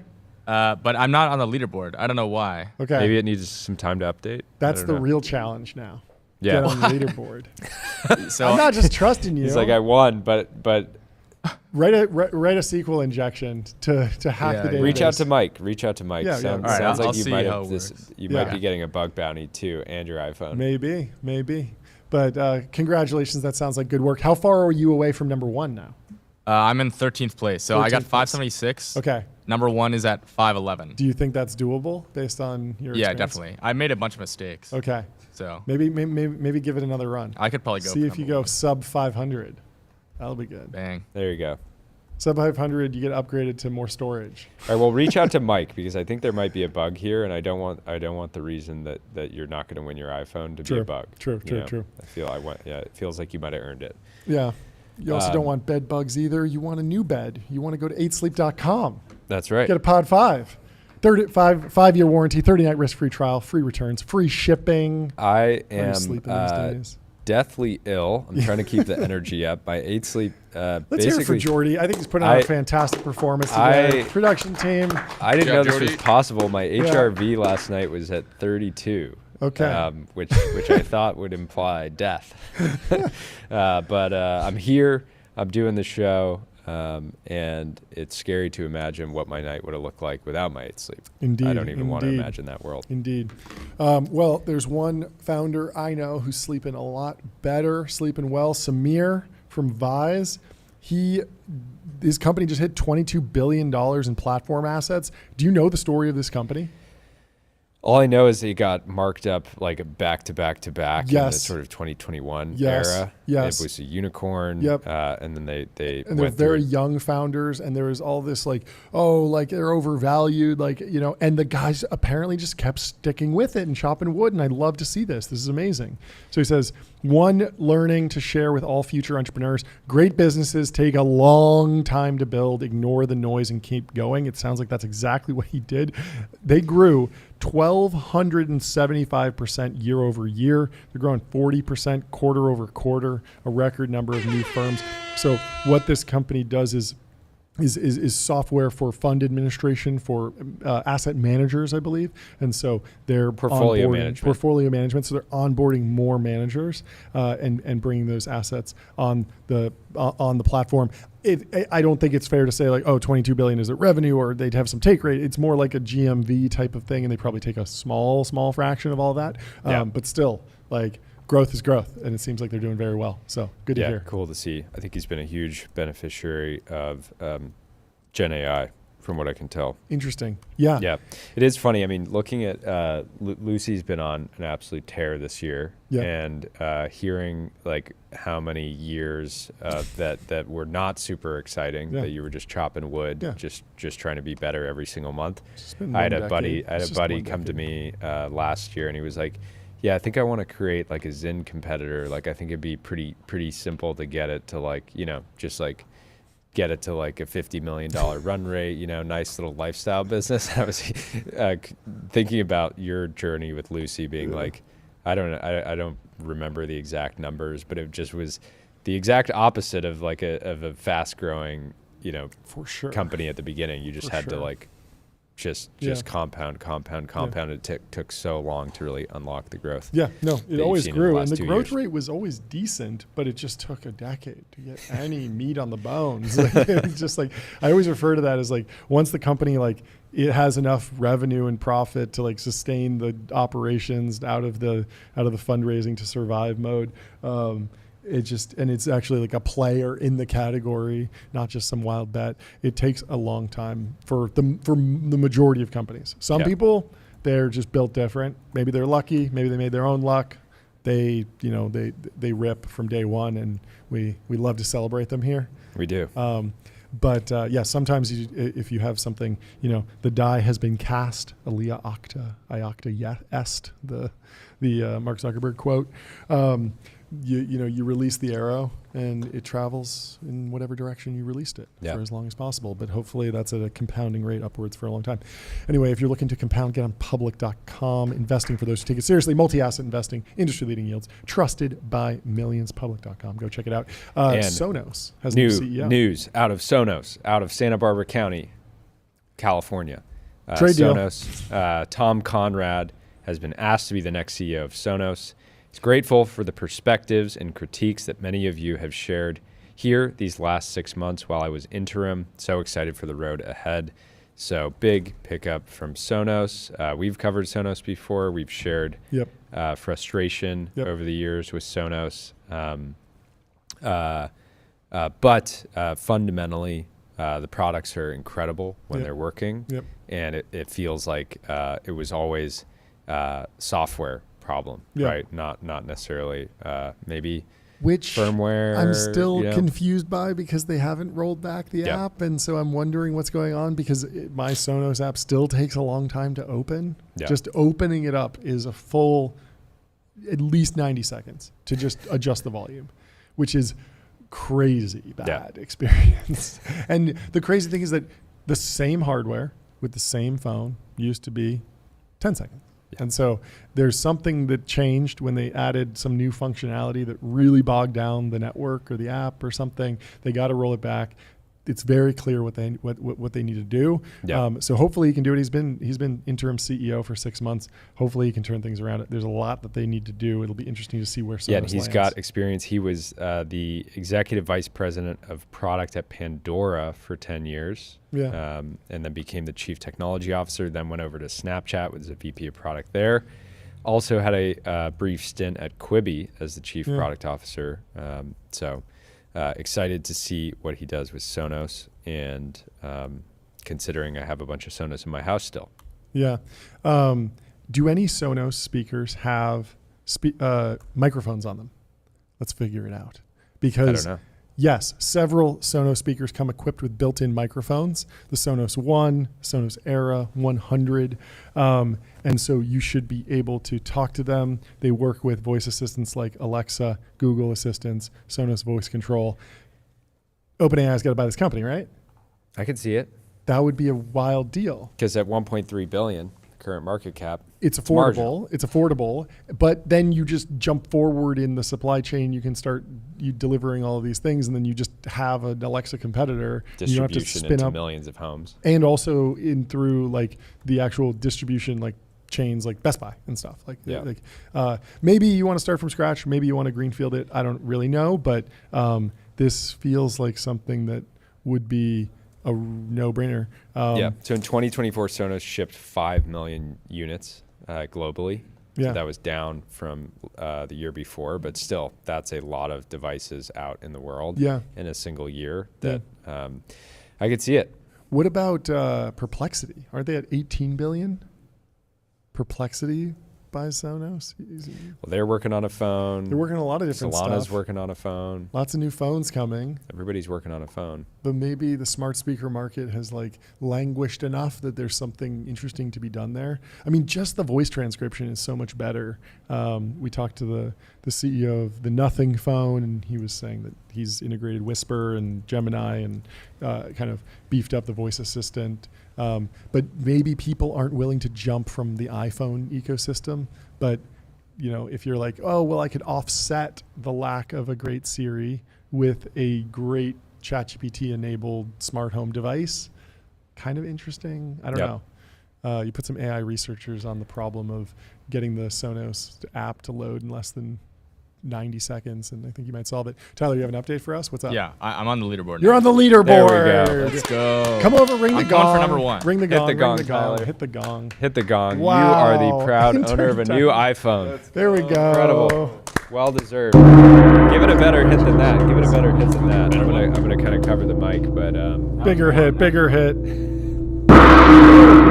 still fairly gentle, but great contact. Great contact. Nice Great work. contact. Nice Love work. to see it. So what? Yeah. Give me the position. What ranking are you now? I want to see you go for number one. Yeah, so I think I'm number 13 now. I think we can. 13. I don't know if you already showed it, but yeah. Okay. Can we pull up the screen? What am I? 65 moves behind. Okay. And what was it? What was the total number of moves that you? 576. 576. Not bad. You smoked 600. Yeah. There we go. Okay. So, and I'm you got to feeling do to pretty good. 511 is the number one, I believe. Yeah. Okay. So So you got to cut down a little bit, be a little bit more efficient, but I think you can do it. should be doable. Very cool. And then after that, we got to get you working on the agent side of that leaderboard. You've seen that? So on the other looked at it side, a little bit. on the other side, they actually have like a harness that you can use to get started, and you can start trying to build your own AI agent that will go and try and solve it and rank on the leaderboard. Interesting. But, that's enough about leaderboards. Let's talk about billboards. Out-of-home advertising made easy and measurable with AdQuick.com. Say goodbye to the headaches of out-of-home advertising. Only AdQuick combines technology, out-of-home expertise, and data to enable efficient, seamless ad buying across the globe, folks. Meanwhile, on the timeline, Yes. Ryan Peterson is throwing out some bait. He said rail is best used for freight, while humans should fly through the sky at 500 miles per hour because they value their time. And he says, just discovered that saying bad things about rail travel is an evergreen way to engagement bait. Plan accordingly. People love rail, but it is very true. America is very different than Europe. Like the Transgrand Vitae, the TGV that goes from Paris to London, I think that's like the equivalent of like Boston to New York. Like Europe is just so much smaller than the western side of the United States that even with a high-speed rail system, getting from LA to Chicago is still hours and hours and hours, just so much longer than on a plane. And so we actually do have a pretty robust rail system, but we just choose to use it for freight, and then we fly through the sky at 500 miles an hour. Meanwhile, Meta is investing in their own AI chip, Olympus. Zuck is really cornering a lot of these iconic Olympus-like words, right? He says, Meta recently updated its ASIC roadmap, adding a new project, Arc, a supplementary of its ASIC product line, which leverages TSMC's 2-nanometer technology and is targeted to enter mass production in the first half of 2027. We believe Meta plans to make adjustments to the design of Olympus to compete with NVIDIA's Rubin GPUs, resulting in a delay from fourth quarter 2027 to first half of 2028. Arc will focus on post-training and inferencing purposes. The design service vendor selection will be complete in coming weeks, and we think MediaTek has a good chance of winning the project. Interesting. Semi-analysis says, don't worry, H100s, H200s won't be worthless anytime soon. It will still be a valuable baseline that impressive AI accelerator upstarts like MATX, Etched AI, OpenAI, Titan Chip, Meta, and Microsoft can use in their performance comparisons. This, of course, is when folks come out and say, we're buying H100 equivalents. And so they share a picture of Jensen here, chief revenue destroyer. After Blackwell, you can give away a Hopper because Blackwell will be so performant. So interesting to see where this goes, it feels like NVIDIA is the one company in the Mag 7 that every other Mag 7 company is coming for and being like, I'm sick of paying them. Yeah. Whereas all the other Mag 7s have kind of... Meanwhile, Elon's just saying, you want $100 billion, Jensen? That's true. Yeah, he isn't designing his own chip yet. Yeah. I wonder if that'll change. But I do believe there was an XAI engineer yesterday that was saying that the key word in some of the things that XAI was putting out is they said like H200 equivalent or something like that, or Blackwell equivalent GPUs. Yep. So could be they're not something necessarily fixed on it. Yeah. And so, it's interesting because like Google and Amazon compete on like shopping searches, and LinkedIn competes with, Facebook in some ways, but basically every hyperscaler kind of has their own corner and their own monopoly built out, like in search and social networking, in desktop or cloud or shopping. And then they all butt heads in little ways, like Google going up against Tesla with Waymo, and they kind of touch on each other's territory, but they don't often. It's very rare that all of them are going up against one, but it feels like that's the narrative around NVIDIA. Everyone's sick of paying the NVIDIA tax, maybe? I don't exactly know, but it seems like if you're trying to cut them out, if you're going to TSMC and fabbing your own chips, like that is straight up cutting out NVIDIA. And Google, it seems like, was successfully doing it with the TPU. Signal has a post here. He says, meanwhile, on the App Store, and there is a new king of the App Store free chart. It is T Dating Advice, helping women date safe. From my understanding, they basically productize the groups on Facebook, the Are We Dating the Same Guy groups. And so this acts as a layer over a bunch of different dating apps where women can effectively review, add comments, leave Yelp-style reviews for the men that they are going on dates with. And the founder, I think his name is Steve Cook. Let's see here. Sean PM. Cook. He was director of product management at Salesforce for just under 4 years. Let's so hear it really for Salesforce PMs. putting in the work at Salesforce. We love to see it. And I said earlier, this is just a massive moment for big tech PMs. It is. Never doubt them again. Never doubt them. A lot of people have been doubting the PMs. They'd say, oh, you're just changing the color of this button. The color of the button matters, apparently, because you have to imagine that this app category is highly competitive. I don't know. Maybe they're just the first one to think of doing it, but there has to be multiple. So I was looking, and someone built something like this. The third like most popular app, I believe, is the same exact concept. No way. It's called T-Born. Oh, wow. Dating advice. See the truth highly before you date. So they went with the same name. Okay. This is number 3. It has very few ratings, so I do wonder. So T Dating Advice has 56,000 ratings, but the number 3 app is T-Born Dating Advice. Yep. Just so strange. It only has 60 reviews, but clearly climbing up the charts. Well, here's some dating advice. Book a wander. Find your happy place. Find your happy place. Book a wander with inspiring views, hotel-grade amenities, dreamy beds, top-tier cleaning, and 24/7 concierge service. It's a vacation home, but better, folks. That's right. And without further ado, I think we have our next guest. And I got to get this ready. Welcome to the studio. How are you? Massive day. Massive day. Thank you so much for having me. We're getting a little bit of feedback on the audio. Can we turn up the levels a little bit? Can you hear us okay? I can hear you well. Okay. Yeah. It's just a little bit muffled. Are you on headphones? Maybe take those out and we'll see if the computer audio is any better. Should be better. This better? That's way better. Go. There we go. There Welcome we go. to the stream. No problem. Kick us off. Give us the news. What happened today? We at Vanta announced we raised $150 million, Series D, $4 billion pre, 415 post. Fantastic. Congratulations. Thank you. Been waiting to do that. Appreciate such it. Such a massive milestone. Can you catch us up to speed on, I think people know your story by now, but can you catch us up to speed on just like the last couple years getting to this point? It was an overnight success, correct? Definitely. Yeah, definitely. Haven't been working on this for like 8 to 10 years. Totally.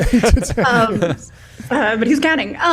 Okay, so we started most known for like automating SOC 2, also putting up billboards on the 101. So we still do both of those things, but we also help our customers like build out their security programs, improve them in a bunch of different ways, and then take all that hard work and use it to build trust with their customers through audits, through trust reports, through security questionnaires, all sorts of things like that.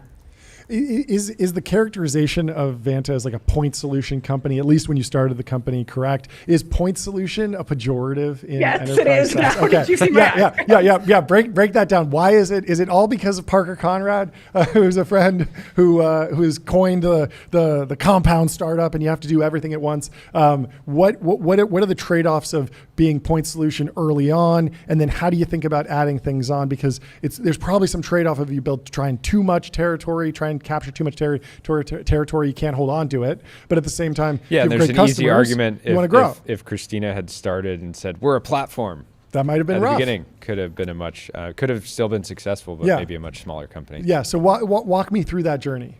Yeah, for sure. So we started, our word was wedge. Okay, but wedge. It's a nicer word, right? Like it sounds better than point solution, which sounds kind of like trivial. And wedges have points on them, right? Yeah, totally. They come to a point. Really strong ones. Yeah, you need a pointy wedge. Yes. But we started with SOC 2 for startups. And because you might remember this, but like 2017, like no startup got SOC 2. Yeah. Now you get it when you're like two founders, which is a little wild. Yeah. But they were like so valuable then. We figured if we can do that, customers will let us do a lot and give us a lot of access, and we can help them with a lot of things.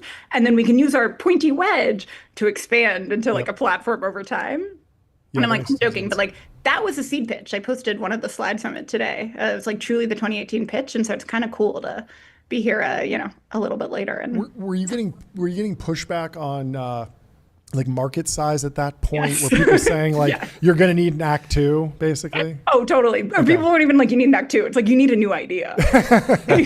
Like you just pitched me on SOC doing all the startups, and no startups get SOC 2. Well, so what were you seeing then that other people were missing? Because it seems so obvious in hindsight that young startups would need SOC 2 and a variety of other things in order to sell into enterprise and do other things that they want to do. But like, what were you seeing then that now looks obvious in hindsight?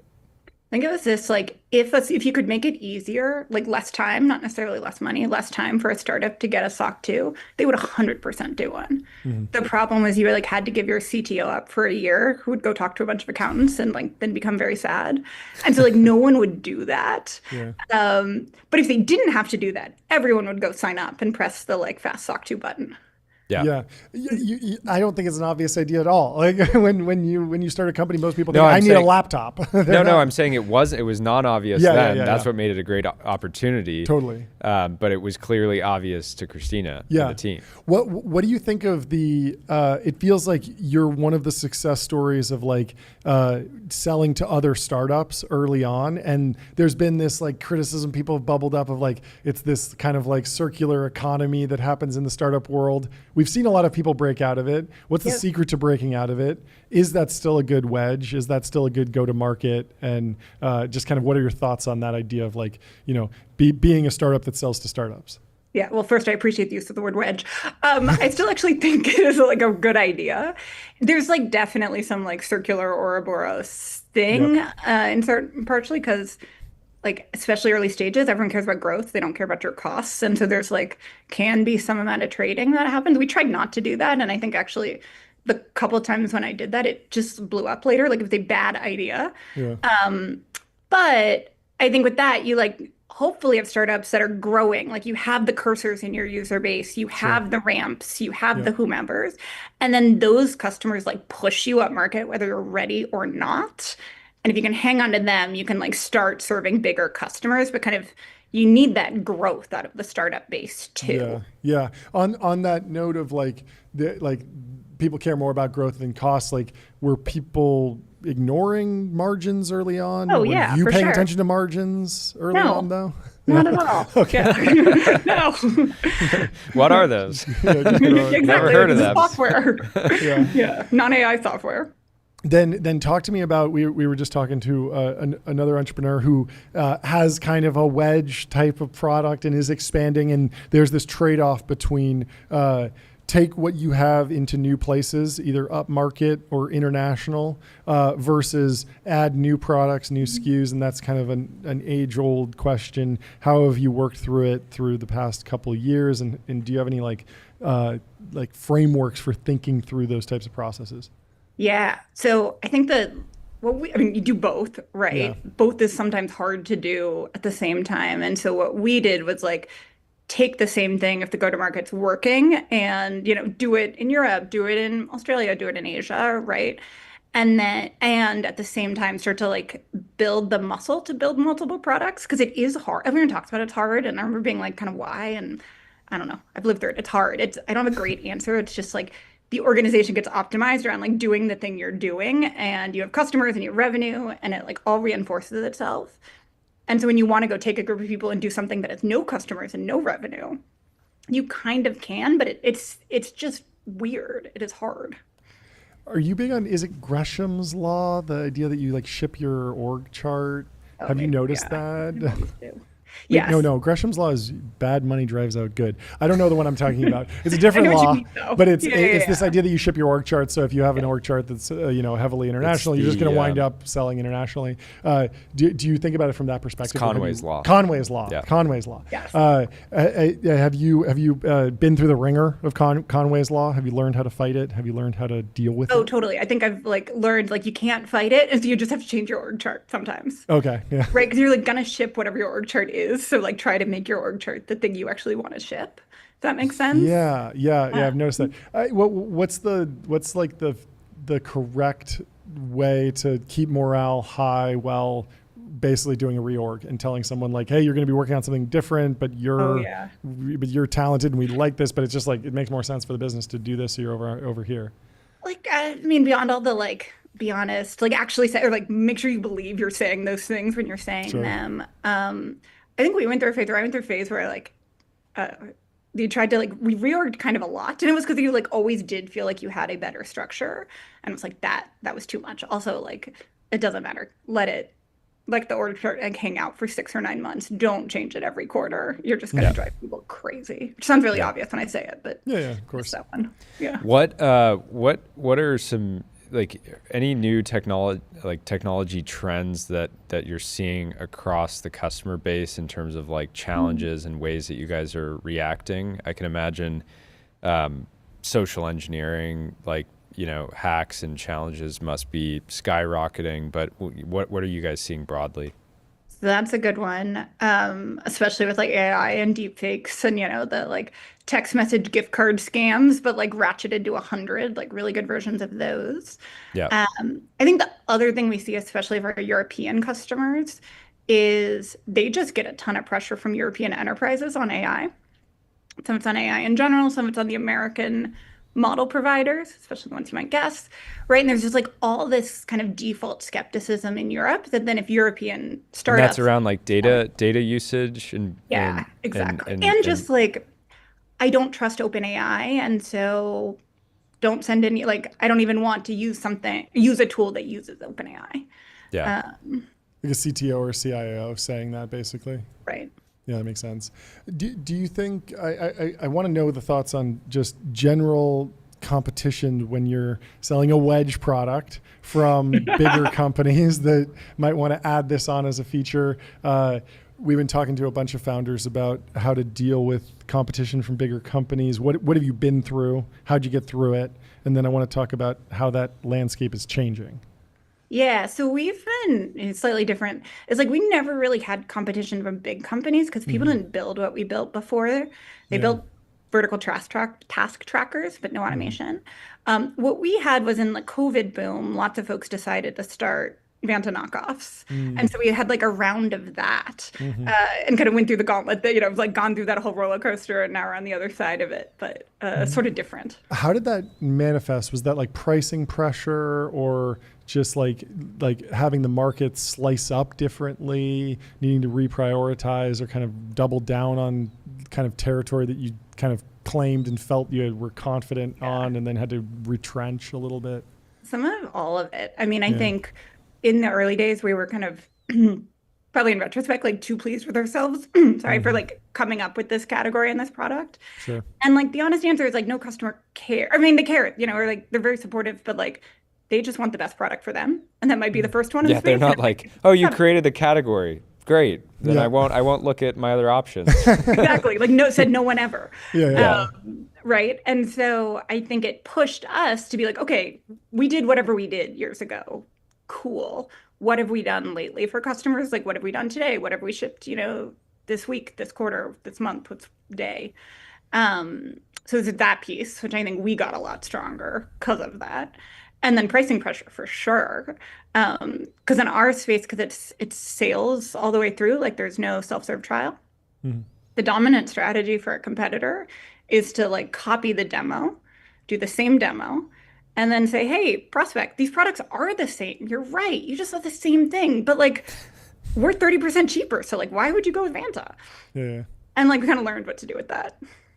Why did you go international so early? Was it to defend against other people being like, I'm going to build the Vanta for XYZ country, but it sounds like it was more customer driven? Yeah, it was about like a 20% of our customer base, I think at the time, was outside the US. And we hadn't done anything for that. It's just like, you know, founders in London, you know, watch TBPN. Like, it's not like just because they're in London doesn't mean they like don't listen to American podcasts. Sure. Well, and they're selling to American companies. Sure. Yeah, exactly. Yep. Yeah. What's up with all the colors? I feel like Vanta black is the darkest black you can possibly buy. This like patented paint, but then We're purple not llamas. named after that. Okay, yeah. We trademark color. Take me through that. So yeah, not touching that. But we kind of coined purple in the early days, and so we've become the Purple Llama company. Purple llamas. Where'd the llama come from? Because yeah. And by the way, we called every llama owner in LA. We were trying to get llamas here in the studio to join us. We have a third mic, but it ended up being a massive challenge, and we were worried about. We didn't have a carve out in the lease that said we could bring llamas in our studio, so it ended up being. But I think you guys should actually. It would be great to get some live llamas. Some live llamas. Popular with the kids at the petting zoo. Yeah. We tried it in downtown San Francisco. Downtown San Francisco also not the most llama friendly place. It's hard. They're tough. You can't even bring llamas wherever you want in this country anymore. It's really.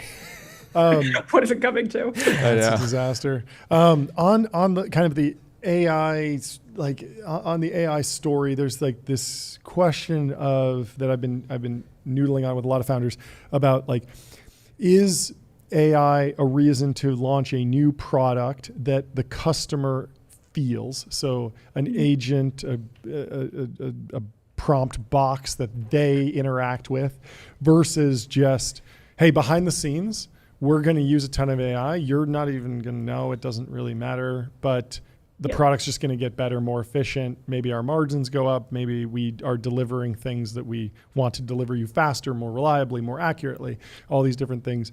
Is there one area that's more exciting? I know you're probably doing both, but how do you think about? Yeah, like, I mean, I've seen a trend of impactful? companies that are basically clones of existing companies that were traditionally seen as SaaS platforms.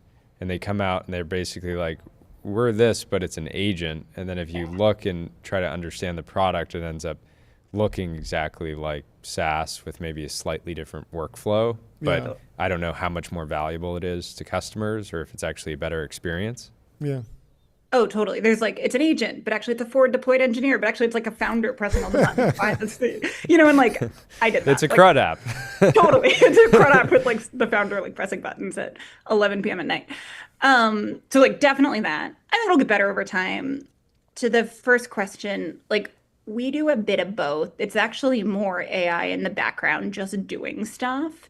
And then sometimes when we're going to start like surfacing it more, and we might call that, you know, oh, that's an agent, or the agent did that. And like, yes, it is AI, but it's really just getting rid of workflows behind the scenes that no one really wanted to do or needs to do. Yeah.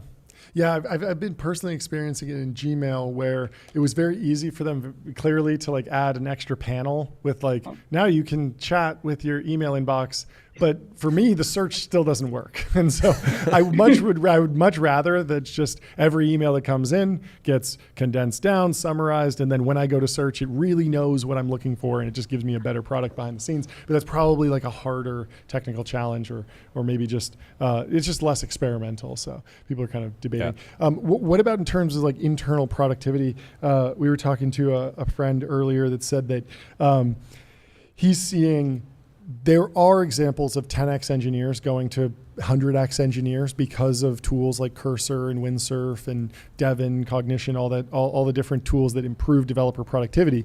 But he was actually more excited about designers becoming 1x engineers. And I thought that was a very interesting take. Yeah. And if you kind of do like a divide by zero, maybe it's an infinity gain, I don't know. But he was saying that like that has been more exciting to him. And I don't know, like what are you seeing internally? So some of that also PMs with like a V0 replit, lovable, like, right? Because you like have this idea for a thing and then you can make a version of it and then go stick it in front of 5 customers. And like and you can do that in 15 minutes, like actually. Whereas before you'd have to like write the spec or draw the picture, then get the designer to make the mocks and then animate the Figma and, whatever. Like that loop went from ideally 2 days to 15 minutes, and that matters so much for like just testing new stuff. Yeah. What about just this idea of like generally AI being like a reinvigorating force for founders who are in your position where like the business has worked, the business like is big basically, and like you have the valuation post product market fit, like the like series B, C, D just shows like a clear story of just execution. But then what John's getting at, and we've had Owen over at Intercom from the show who actually left his company, came back, and then it was like fully ready to just like restart the company almost because there was so much net new opportunity. Even Ben Thompson was saying like he was kind of getting bored of writing about tech, and then AI happened, and he's like, I can't wait to write the articles anymore. But what's your experience been? Like basically that there's all these like magical product experiences that we've thought about, but just couldn't build until now. My favorite like clear Vanta example was in 2017 when it wasn't clear if anyone wanted a SOC 2.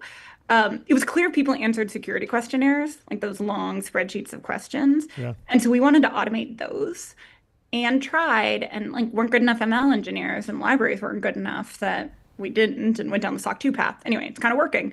But like now Vanta is really good questionnaire automation. We thought of building this in 2017. We just like couldn't until now. And that is like very fun. Yeah. Where next?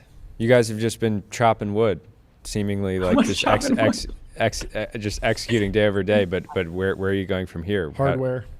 Hardware.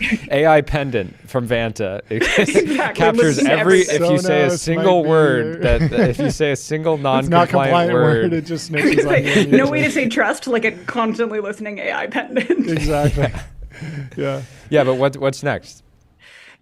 Keep building stuff, cool stuff for our customers. We have a bunch of security products that are launching that I'm very excited about. So you like get customers in on the wedge, then over time, after they get their SOC 2, they start growing, they start needing more things. They start thinking about building out different parts of their security program. So a couple big launches there coming, and a couple more things that we have in store. Last question from my side, we'll let you go. Has the rise of defense tech, American dynamism, ITAR compliance been how have you been playing in that space? Oh, it's good. Yeah. We're working with the government. So this administration is trying to make it easier for everyone to procure software. There's like there's a new FedRAMP 20X pilot we're in, and we're doing that for 2 reasons. One, so our customers can sell to the government and have a path there that is not, years and consultants and like literally thousands of pages of long form text law. Like can do a lot there. And then also helping the government go procure software. And so we are just like doing a ton there. Yeah, yeah, it's funny. It feels like it's incredibly cumbersome to the defense tech founders that have to get ITAR compliance, but then they kind of wear it as a badge of honor. Totally. I've been it's a good with them moat. and Yeah. oh yeah, I have to use Teams, because my work's so important. And I'm like, Yep. like your work is important, but now it's become this badge of honor. But it's great, they need to stay compliant. Anyway, thank you so much for hopping Congratulations on. Congratulations to you and the team. I love just the steady march, building momentum, and I'm sure you'll be back if history repeats. You'll be back on here very soon with the next one. Knock on all the things. Thanks so much for having me. Awesome. Fantastic. We'll Great talk to you chatting, soon. Christina. Talk soon. Up next, we have Deena from Lux Capital. I will take the intro, Jordy, and I will welcome Deena to the TBPN Ultra Dome when she's ready to hop on the stream. And in the meantime, I can give you some news. Check in with Tyler. How's Tyler doing over there? All right, I'm up to 10th place. 10th I'm place? at 550, so I dropped, I think, 26 moves. Are there obvious low-hanging fruit for you? At this point, it's just a grind. Just a grind. Just a grind. I think I gotta just basically Lock write in. down my moves. Okay. And then just try to optimize one by one. You need maybe like a screen recorder or something so you can watch some game tape. Yeah. Yeah, hit the tapes. We need a coach. Yeah. Yeah. Who else could help? You need like a world champion, like speed runner or something like that. Anyway, we have Deena in the Restream waiting room. We have Deena in the Restream waiting room. Welcome to the stream, Deena. How are you doing? Hello. Hello. So good to see you guys. Thanks so much for joining. Sorry for the delay. Why don't you kick us off with an introduction on yourself? And I'd love to know kind of how you fit into the Lux Capital structure, ecosystem, what you're focused on, and then we can go into a bunch of questions from there. Awesome. Well, I'm Deena. I am a partner at Lux Capital. We're a multi-stage venture firm. We love turning science fiction into fact. I know you've had Josh on here before and heard all about that. We do everything from pre-seed to pre-IPO, so truly multi-stage. And I have a particular propensity for healthcare, which I know we're going to be talking about today, but we are all very much generalists. Okay. We'll get into the other question later. I already have completely new questions. Delian Asparuhov over at Founders Fund, buddy of ours, was saying that the seed ecosystem is just kind of been eroded by founders just skipping rounds. And it feels like that's a lot of it's in large part because these like AI companies were able to justify, I need $1 billion to train a foundation model. And so even if you're not training a foundation model, the multi-stage firms are like, we can do $100 million seed round, no problem. Like you have a good pedigree, maybe there'll be a acqui-hire or something.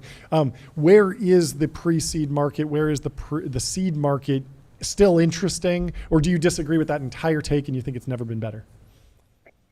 I think it's a tale of two worlds. And honestly, the nomenclature for rounds doesn't really mean much these days anyway. Sure. On the one hand, the advent of AI has made it more cost effective than ever to start a company. And you are no longer judged in terms of growth by how many people you're hiring or how much money you've raised, but actually how far you can get with the least amount possible. And that is only going to continue to happen as we see the advent of sort of AI software tooling and all of that. On the other hand, to your point, if you are raising for a company that is infrastructure intensive, that requires high amounts of compute, where you're building your own models, and let's be honest, how many of those do we need? Those types of companies can and will raise $100 million plus seed rounds. So I think yes is the answer. It's never been better, but also you will very much see a tale of two worlds. And, on our end, we're funding, tiny seed rounds and very large seed rounds. It really depends on the company and what's needed. Okay, related to that, give me your take on this post from Caitlin Bolnick-Relos. You must be one of 4 things to raise right now: an AI high flyer, a seed company with the promise of being an AI high-flying company, extra points if you're young, an American dynamism reindustrialization company, or biology enabled by AI. What do you think? Caitlin always has the great hot takes. I think that's accurate, although honestly, it's not the best time for companies that are raising in the biotech space. So I'm not even sure that I would necessarily include that in the list, but definitely every company right now needs to have an answer to what their AI play is, for sure. That being said, if you're seeing Groundhog Day of pitches that are, AI note taker, AI agent, like, yes, we all use these companies and they're wonderful tools, but what we look for is sort of the operating system, right? The actual picks and shovels, the really generational companies, and where the innovation is not just the act of using AI, but something that's actually defensible and transformative. Yeah, Elad Gil had a post yesterday. He said AI markets crystallize. For a subset of AI markets, it is suddenly clear who the finalists or winners will be. And so he breaks down a few categories: LLMs, code, legal, medical scribing, customer service, and search and IR. How are you thinking about AI markets within healthcare? There's obviously a bunch of different subcategories, but at the same time, some of the biggest headline fundraisers have been around these sort of medical scribe products, or at least products with that as kind of the core wedge. Yeah, we've actually invested with Elad in a company in the health AI space, which I'll chat a bit about, called Blue Note. But yes, AI scribes, I think, were the lowest hanging fruit in healthcare. One of the biggest pain points was with, documentation and note taking for physicians. These companies were not immediately up and to the right. Many of them have been around for quite some time. But of course, the advent of LLMs and really the openness to adoption, which has always been the biggest sticky point in healthcare, has made them particularly effective now. But there's still so much latency in healthcare. We are still talking about AI in the context of fax machines. So there's a lot of opportunity outside of that. And I get excited about the clinical research side of things, the opportunity in clinical trials. If you're talking outside of patient care, we're in a company called Trial Library, which is, using AI and technology to rapidly accelerate getting patients into trials for life-saving therapies. And frankly, this is where pharma companies are willing to spend a lot of money to find those hard-to-reach patients. Companies like Blue Note, which we invested in with Elad, for example, are using generative AI to help get drugs to market, so to help with regulatory and medical writing, et cetera. There's a massive opportunity outside of scribes. And although scribes are very interesting, it is increasingly a very crowded market. Last count, I think it was over 100. And there's probably so many. Wow. Have you seen anyone? I'm sure more are being formed as we speak. As we speak, people are reading the TechCrunch headlines, and they're saying, "Hey, maybe I should create." It seems like Stripe Atlas has gone down under all the pressure. Yeah. Just kidding. On the note, though, on the last company, I think one question that's come up on the show is, what will it take to actually reduce the cost to create and bring a new drug to market? Mm-hmm. And discovering the drug itself is one thing, but then is there any hope of reducing the cost of the next stages in terms of outside of the paperwork and things like that? But it seems like if you have this huge kind of variable cost of trials, is there any sort of hope of bringing that down over time? Yeah, for sure. I mean, the sort of drug discovery piece of it was really, V1 of AI in this field, and we've invested in companies in that space. And there are new companies that are forming in that space. But outside of that, there's a lot. As you pointed out, clinical trials, right? Big area. There's, there have been lots of companies trying to apply technology there, yet still a massive pain point, particularly if you think about where the bulk of the spend is in pharma, in specialty drugs. These are tens of billions of dollars of market opportunity here to help get these drugs to market faster. And in order to do so, it often requires finding really difficult to reach patients. There's only so much right now that AI can do to make that happen. So it requires really unique business models. And the company I mentioned, Trial Library, is a great example of a company that is using technology, but ultimately to find and match humans with one another. And those humans are patients and those humans are providers. Okay, I want to go Shark Tank mode for a second. I got a pitch for a hypothetical company. I'm not actually building this, but today there was a piece in the Wall Street Journal about Amazon buying a bracelet for $50 a pop. You get transcription of everything you say. Amazon bought the day. company. They bought didn't the just company. buy a bracelet. I'm sure they bought some bracelets. They bought the company. They bought the company. Have any of the AI scribes in healthcare done something like, hey, the doctor wears a bracelet, and then the scribe is, there's a hardware play or there's a wearable play? Have you seen anything like that? Is there an opportunity? I don't know if I've seen a bracelet per se. There are over 100, so I wouldn't be surprised if one of them involves a bracelet. But yes, I have seen hardware plays. Okay. This sort of idea of ambient, note taking. That I've seen that in the form of cameras that are sort of Adding on the computer vision element. I've seen that, of course, in terms of, different types of tabletop devices. There is an extra added concern with healthcare, which is, the elephant in the room, and that is around PHI and privacy. Sure. And oftentimes that's over-engineering it. Really what you need is to understand what's happening in that encounter with the patient. And as it turns out, you don't necessarily need, a ring, a bracelet, a camera hanging over you. Oftentimes audio, and in many cases, just, AI enhancing text inputs is all you need to get to the outcome that's desired. And for that reason, you're out. How are you approaching this brain-computer interfaces as a category? There's been Neuralink, Nudge announced a new round yesterday. others. But how are you thinking about the category broadly? Feels like something that right now it seems like a very small group of exceptionally connected and talented teams are sucking up the vast majority of capital, which I guess happens in every market, but maybe more pronounced in the BCI space. But do you expect that to be a category where a few years from now there's hundreds of players, or more concentrated until people can really kind of de-risk? Remember, the we talked to a different Teal approaches? Fellowship company that was doing that, kind of the other side of the barbell there. But yeah. Yeah, I mean, as a trend at Lux, we were investing in this space before it was obvious. We were early and proud investors in Control Labs, which you may be familiar with, which was We just acquired talked by about them. Yeah. Yeah, Reardon, the founder, is actually now a venture partner at Lux, and it's fun to jam with him on these topics all the time. My father happens to be a neuropsychiatrist, so I have a particular interest in this space. He was really big on TMS, and I think that there's still so much opportunity there. We are actively looking and spending time with a lot of these companies. To your question, I don't know if there's going to be 100 of them in the future. These are still very capital intensive. There's still a lot of science that does need to happen. We're seeing companies at the earliest stages through our Lux Labs initiative, researchers who are rapidly accelerating on the kind of innovation side and ultimately to get to commercialization. That piece of it is the piece that I think is still remains to be proven, but we're excited about what's to come. In healthcare broadly, I'm sure there's tons of opportunities for startups to build new companies that are kind of built on the back of the AI trend. Are there any places where you think that AI, in a narrow sense, would be a sustaining innovation for the existing large players? I'm thinking of like in the enterprise, it feels like, Google might be facing disruption in search to some degree, but like the Gemini API seems to be doing really, really well. And like they were set up well to serve a frontier class model as an API.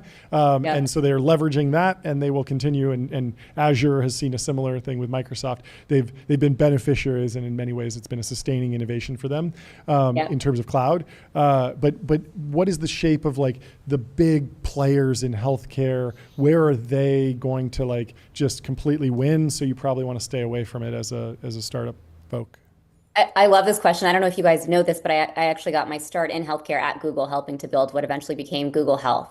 Back then, one of the first products that I got to work on was this knowledge graph for health, which was, taking symptoms and conditions, mapping them together. So if you searched for itchy eyes, you'd have this graph pop up that explains to you you might have conjunctivitis. Very novel at the time. We launched Google's first HIPAA compliant product. It ultimately led me to venture because it became abundantly clear to me that the real innovation in these really intractable industries was actually coming from early stage startups. This was before the advent of LLMs and all of that.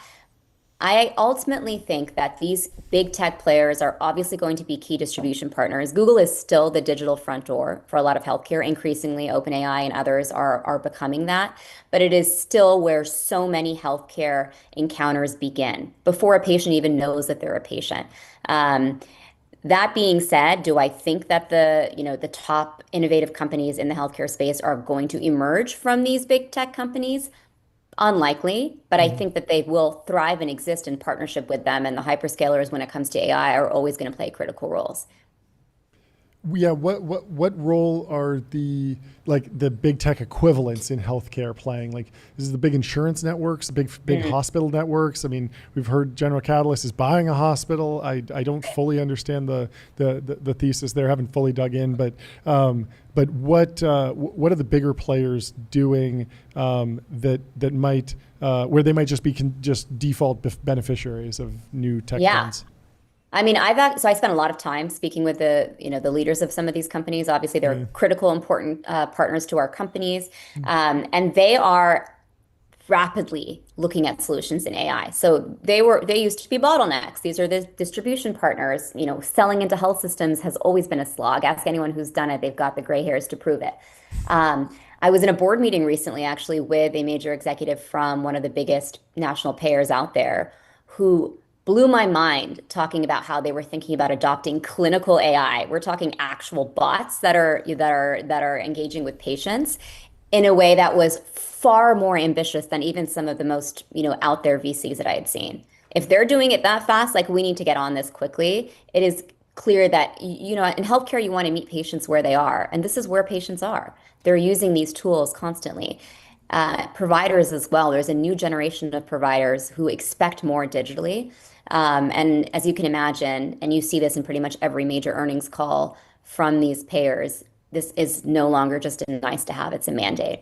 Yeah. What about robotics in surgery rooms? We've seen Stryker.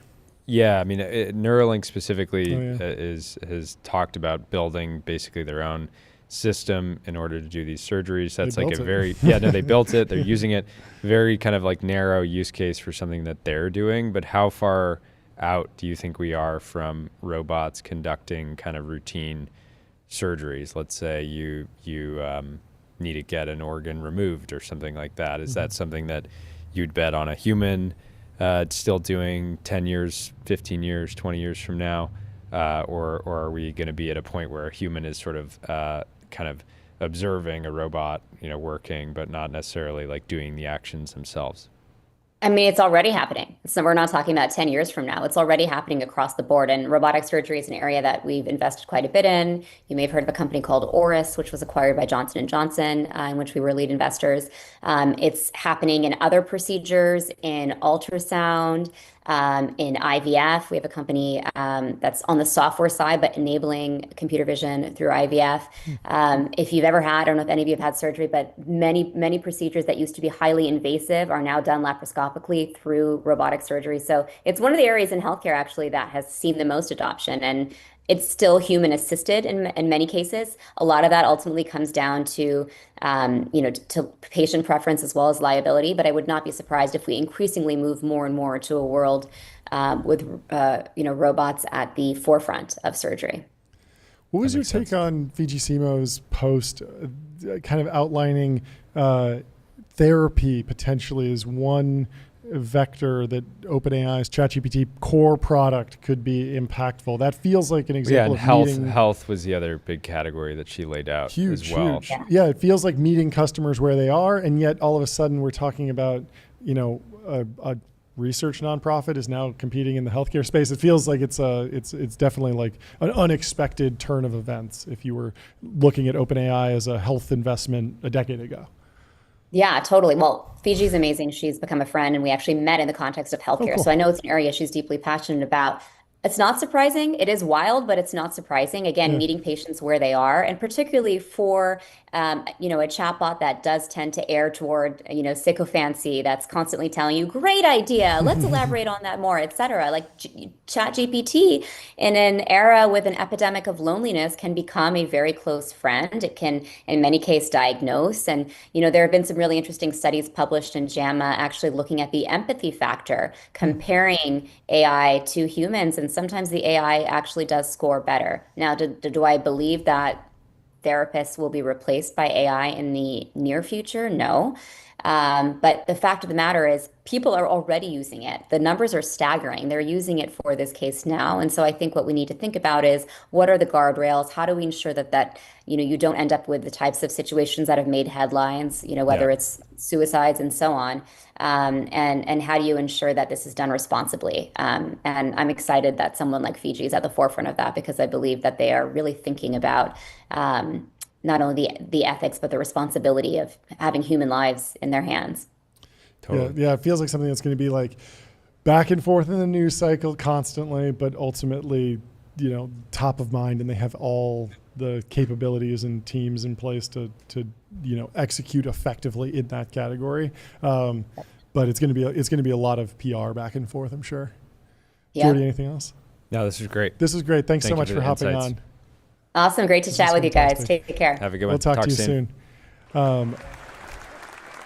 Let's go to this post from Nick Carter. Do you hear this? Do you see this? No. You're gonna own you. Oh wait, no, you're a millennial too. He says millennials will be/are the peak IQ generation. Zoomers are iPad kids, lobotomized. Gen Alpha will be largely incapable of learning anything due to AI. Tyler, what do you think? Well, you're Gen Z, right? You're not You're Gen Z? Alpha. Yeah, I'm definitely Gen Z. Do you think you're an iPad kid? Do you think you're lobotomized? I think that's a little bit younger Okay. than me. But I think that's probably true, How do you avoid just it? replace iPad with TikTok. I Sure. think, if you talk to the average, I don't want to, yeah. You don't want to throw your whole generation under the bus. I think there's a big power law. Yeah. And you'll see it grow more and more with Gen Alpha. What separates the high-performing Zoomers from the lobotomized, brain-rotted ones? I think you can probably just, if you need, one thing, it's just, do they use TikTok daily? Mm-hmm. That's, you probably get, 90% of the Yeah, I cutoff. wonder, is it a screen time thing? You have to cut it off early? I don't think it's not go necessarily down the screen time, because full- you see a lot of kids who just, if you're, reading, less wrong or something. Yeah. If you ever talk to someone who, obviously, read a lot of, online blogs like Sure. that, they're, super cracked. So it's Yeah, not yeah. necessarily screen time. Maybe Sure, it's, Yeah, sure, I mean, sure, one sure. one Yeah. thing is I feel like maybe the kids that have it the worst are 10 years old right now, where I feel like parents today, there's a general awareness that having your kid glued to an iPad Yep. is not great. Yep. If you see, I'll be at a restaurant and I'll see a kid just drooling over their iPad for 2.5 hours, not engaging with the parents or whoever they're with. I think that's fairly frowned upon now. I got an iPad for my 3-year-old, but he's only used it on flights. Yeah, He just doesn't, he only thinks of it as a yeah. flight device, and that's purely because I don't want other people to be angry if he's gonna cry for 4 hours straight. Tyler's over there being like, I'm not addicted to Apple products, but I'll do anything for an iPhone. Which one is it, Tyler? Yeah, Which one you is gotta pick. it? Gotta pick. Any more progress? Are you I'm still still running? working through. I'm going very slowly. Okay, so yeah, because there's no time, so you're just really yeah, calculating. I can't out see the my move. score until Until the the very end. end. Okay. So I think I'm doing better, but it's very slow. And are you actively on a run in ArcAGI V3 right now? What do you mean? Do you kick off a new test, or can you optimize each one individually? I think you can do each game individually, And then it but just you can't sums. do a specific level. You have to do the whole thing. 1 through 8 or whatever. Oh, okay, got it. Yeah. Cool. Interesting. I still need to do all 3 because I've only done the first one. I actually haven't beaten it. Did you time yourself? Well, no, because I did it in parts, right? I did a couple minutes before the stream, and then I did 5 minutes on the stream, and then I think I know enough at least to be to probably have an edge, so it wouldn't be apples to apples. But maybe I got to check the number of moves. That's the move.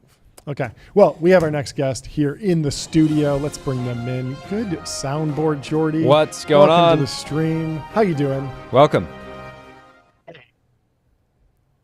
Awesome to be here. Oh, thank you. Great to have you. I was worried we had some audio issues. Turns out we don't. Can you give us an introduction? What are you building? Of course. I am building Diode Computers alongside with my co-founder, Lenny. And we use AI to automate the production of printed circuit boards. We design them and manufacture them. Wow. Very cool. What's the state of the art right now? Who are your competitors? So there's a a bunch of companies that really like try to build circuit boards. Circuit boards are at the heart of every single electronic products that you have. You name it, like aerospace, robotics, medical devices. These are all industries that traditionally would take months to come up with designs and like volume manufacturing of these boards. And so our goal is to help them and like scale up to production right away. Our competitors are folks like Altium, Cadence, but also like current manufacturers that are like building circuit boards right now. And what's the latest news? Do you have anything good for us? I'm very proud to announce that we raised a Series A by Andreessen Horowitz. There we go. 11.4 million. Fantastic. When did you start the company? I don't know if I think I missed that. Exactly a year ago. Like we hit the 1 year anniversary 3 days ago.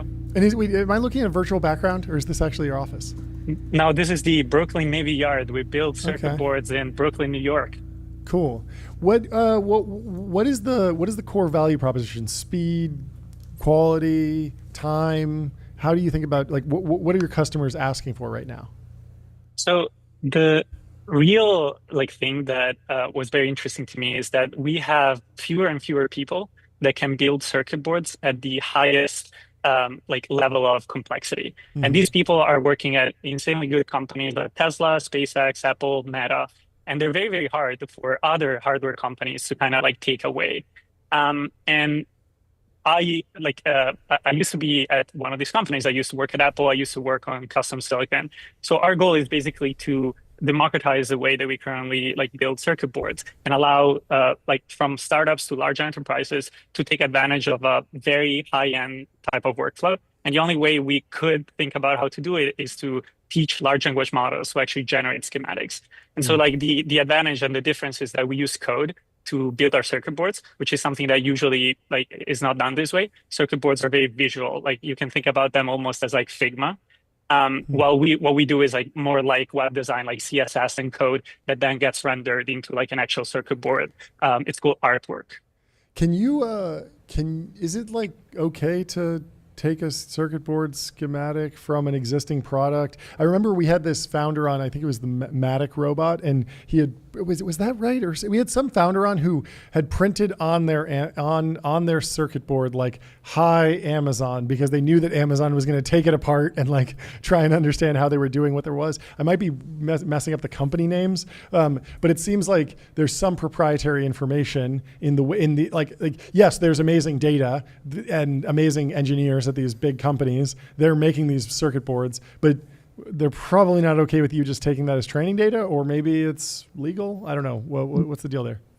You're absolutely right. I think that Matic is a fantastic company. They and Whoop both print on their circuit boards. Like, don't bother copying us. That's the one. Yeah, Whoop. That's right. Fantastic detail. I really love it. You can make that. You can make that a feature. Yeah. We'll do it for every one of our circuit boards. Yeah.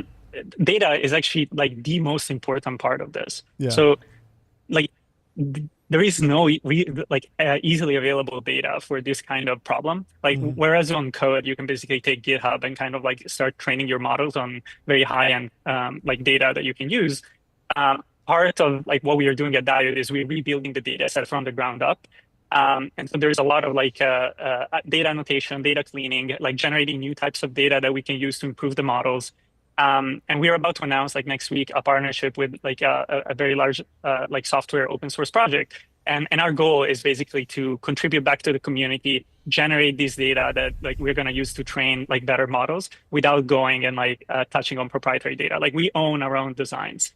And so while we assign the IP of the boards that we design for our customers to them, we usually retain the rights to the individual components that we generate. And those are like a competitive advantage for us. We are basically building an internal data structure. Yeah, why do you even need real data? I feel like you could generate all of this in simulation. Like when I hear people talk about bio and saying, oh, we don't have a simulated cell, I'm like, okay, well, that makes sense. Like humans are really complicated, biology is really complex, but like we created circuit boards in the first place. We should be able to simulate those. Like, why can't you just simulate all possible circuit boards and then do some sort of search through that? Why do you need hard data? You're absolutely right. We actually do that. Like we have reinforcement learning algorithms. There's two types of simulation that you can do. One is like an electrical simulation, which you can absolutely like get right. It's called SPICE. But then like the second order effects of like physics are quite complicated to model. And so there's a really, like there's a good saying around like very talented electrical engineers, which is like you never trust sim. Like you basically like you can try simulating it, but then like manufacturing something and making sure it works is the ultimate like simulation test. Like the boards may be manufactured in a different way. The like board house may not like respect your specifications. And so we 100% do simulation. That's how we bootstrap the process. You couldn't like build the library of data that we've built just by hand. Like it's physically impossible. Sure. So we use like simulation to bootstrap, but then the ability to manufacture the boards is really what creates differentiation and like brings home the fact that these like circuits are actually working. So what are you guys actually doing on the manufacturing side? Are you going to be scaling manufacturing? Are you just making prototypes for customers and then they take those elsewhere to scale? Excellent question. So our offer to the world is come to us, bring us what you want to design, we'll design it for you, optimize it for manufacture it, and then scale it with you. Today, we have only small batch assembly in-house. Like we actually have an electric lab right here that we use to assemble like circuit boards like these. And then we partner with manufacturing houses for like the largest higher volume production. But the like eventual future is we are going to vertically integrate this manufacturing. And like this is what we want to offer to companies. If you look at the current offer for printed circuit boards in the US, it's very, very hard to manufacture them like within the nation. It's usually like anytime you want to scale, you need to go to China.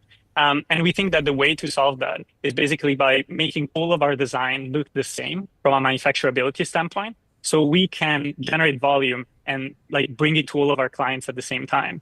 We also do things like automatically matching the parts and the ordering, which is something that normally it's done manually and it's incredibly like long and annoying to do. And so to like keep a very complicated process short, we make ordering PCBs from the US as easy as ordering them from China. Not quite as inexpensive yet, but we are going to go there. Where do you think you'll set up your actual manufacturing hub? You said you're in the Brooklyn Navy Yard right now. Do you think you'll go elsewhere, or do you want to keep it in the great state of New York? So I'm a big believer in like decentralized approaches for prototype level. So we're actually opening an assembly shop in San Francisco for our clients there. And we're thinking about one in Austin where we have like some clients that I absolutely love alongside the one in New York. And I think that long term for scaling production, the best strategy will be to co-locate the warehouses for the components and the assembly. So we're probably going to open a larger facility in either Arizona or Ohio, most likely. Awesome. Last question for me. IMO gold medal.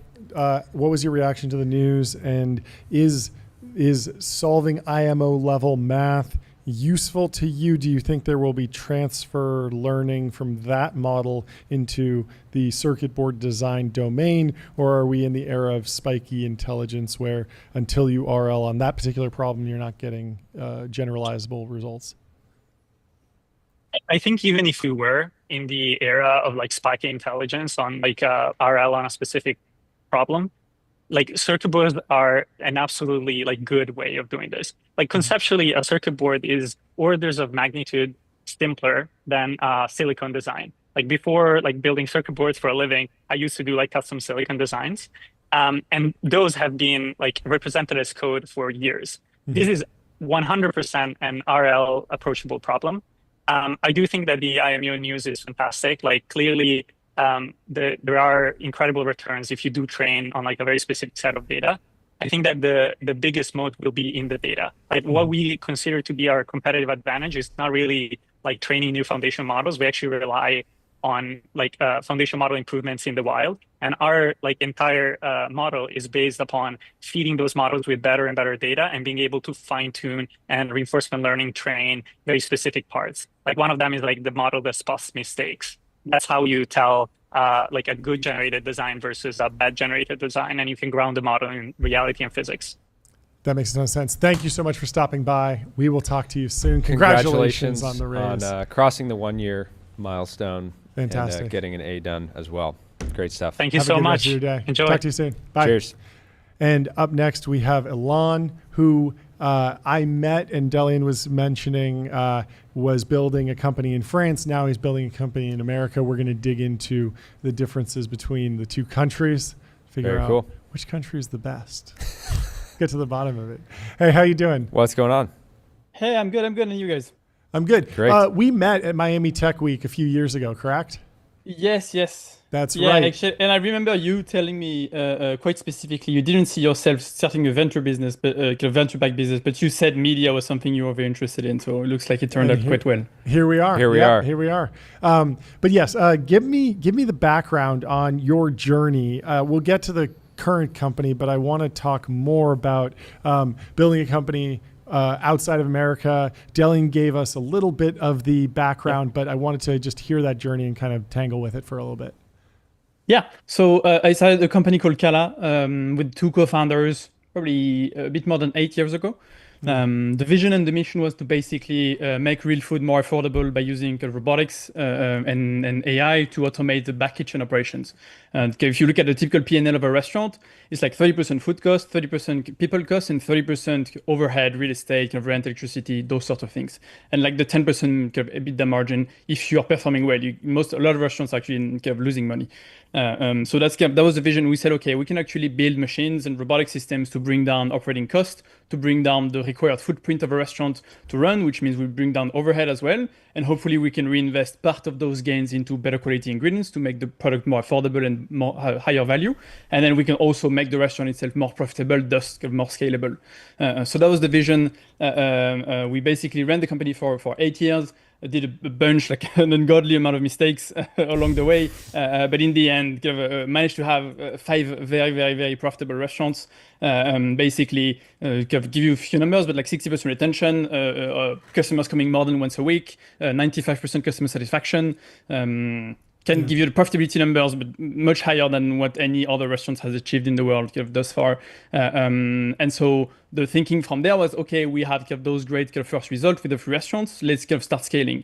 We had raised 10 million up to that point from VCs, and we got hung on a very structural problem of Europe, which is there's a big financing gap when you get to like the Series A/Series B moment, where it's basically there's just a gigantic cliff of funding there. And so basically we did not understand that when we created the business and structured the business. And so we basically were like starting to assemble the plane, ready to take off, and then we hit the wall like straight on. And we just hadn't we should have built like a much smaller plane or whatever, a Delta plane or something that's more lean than what we had prepared to do, because we had a much more ambitious vision that what was achievable in Europe.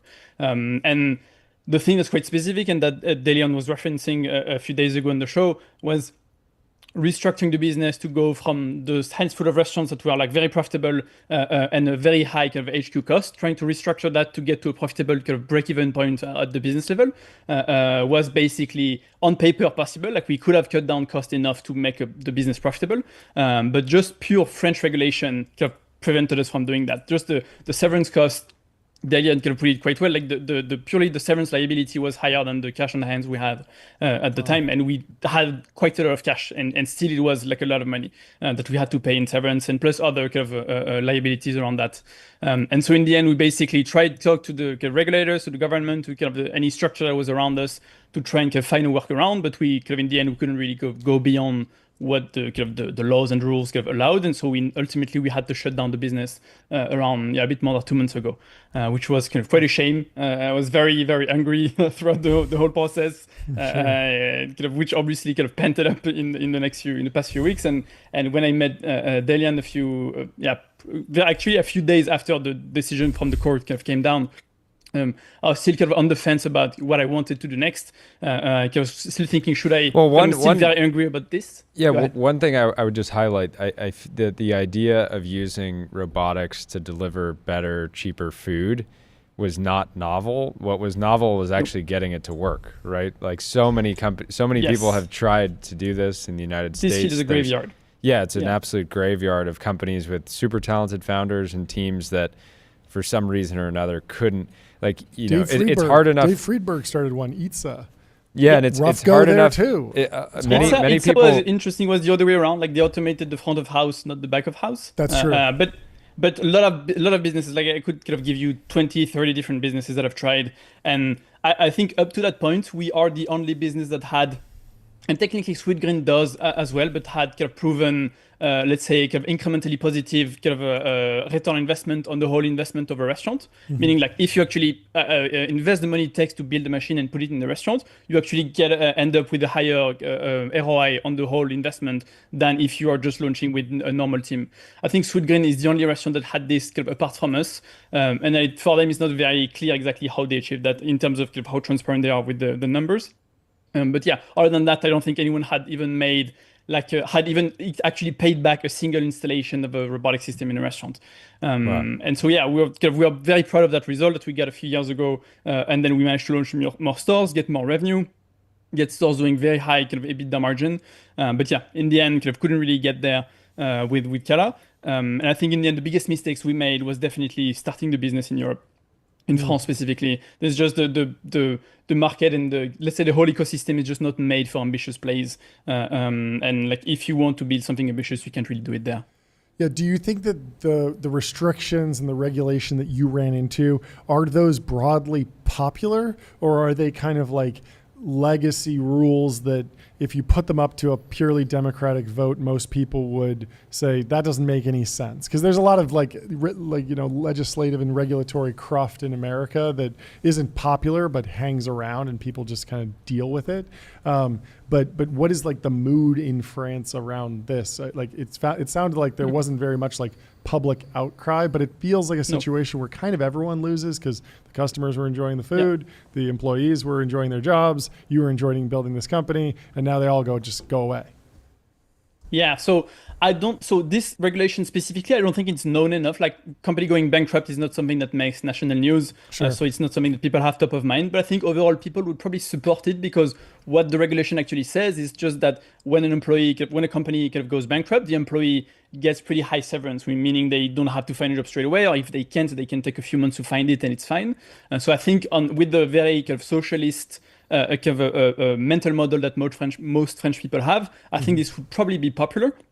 But on top of the severance itself, the state puts in place a lot of other protections, even beyond what the severance kind of cost is. Like you basically get your full salary for a year if your company goes bankrupt, paid by the state. Paid by the state. So there's, partially by the company, but Sure. the state kind of puts a bit more on.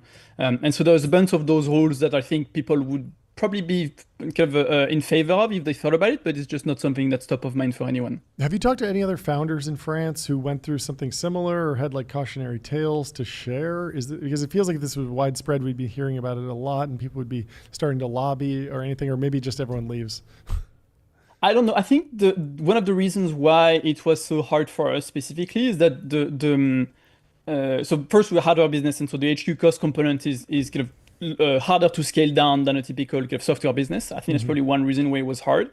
And also, I think a lot of businesses that fail, especially startups in France, just fail because they can't really find product market fit and they can't even get kind of commercial traction. And so in the end, you don't really mind the company going bankrupt because like you just didn't have something that was kind of worth working for. Versus for us, I think it's a bit different because we actually had a product that worked and the economics were there. We just couldn't keep on scaling, and we should have kind of understood that maybe 2 or 3 years earlier and kind of been a lot more conservative on the structuring of the business. What's the strategy for the new company? How do you leverage what works and avoid what doesn't? Yeah, so I think the first one kind of key lesson is definitely being a lot more lean on the HQ cost. I think one thing that I learned is that even though I think this business can be kind of scaled, kind of built with venture capital, I think you have to build a strategy around your financing that's both VC but also private equity that does kind of retail and restaurants kind of more naturally. You have to be able to tailor your business toward those guys because at some point you're going to need them. And so that means kind of lower HQ cost, kind of more lean kind of HQ operations. That means kind of other structuring element that you have to do differently. So that's definitely one big learning. The second one is also in terms of, let's say, structuring of the operations. We had built restaurants that were too small. So even though they were very profitable, they didn't kind of bring in as much as EBITDA as we could have if we had stores that were doing like, let's say 3 million revenue per store. We'd have been bringing a lot more EBITDA per store than the revenue we had in our stores. So that's another kind of key learning. And the tech itself also, we are changing a bit the product. We are not taking any of the kind of previous IP or tech that kind of Cala developed. We are kind of rebuilding everything from scratch, but we know kind of overall we have kind of good ideas of kind of what are the prototypes we made, what worked, what didn't work, and so we're also kind of approaching the tech a bit differently than what we did with Cala, and thus we're also approaching the product differently. We're not going to be serving the same food. Makes sense. Jordy, anything else? So what? Can you? What's the timeline for the new company, and what kind of key markets are you looking at? Yeah. So when I spoke with Ylan a month and a half ago, I was not really decided on it yet. So barely basically incorporating the business now. Already have I talked to a bunch of Cala shareholders that kind of when I announced this that we had to shut down the business, and in the end we are forced by the state to shut down. It's not even like we decided to do it. Talked with a bunch of them that basically said, okay, whatever you guys do again, if it's the same business, we want to back you again. So I'm right now just thinking about how I want to think about financing and the first few months is very high level at the moment, not really into any details. But so that's the first step in the next few months. The higher level roadmap is to launch the first store in New York, middle of next year, midpoint of next year, exactly when is going to depend a bit on a few elements around funding and also timeline on regulation.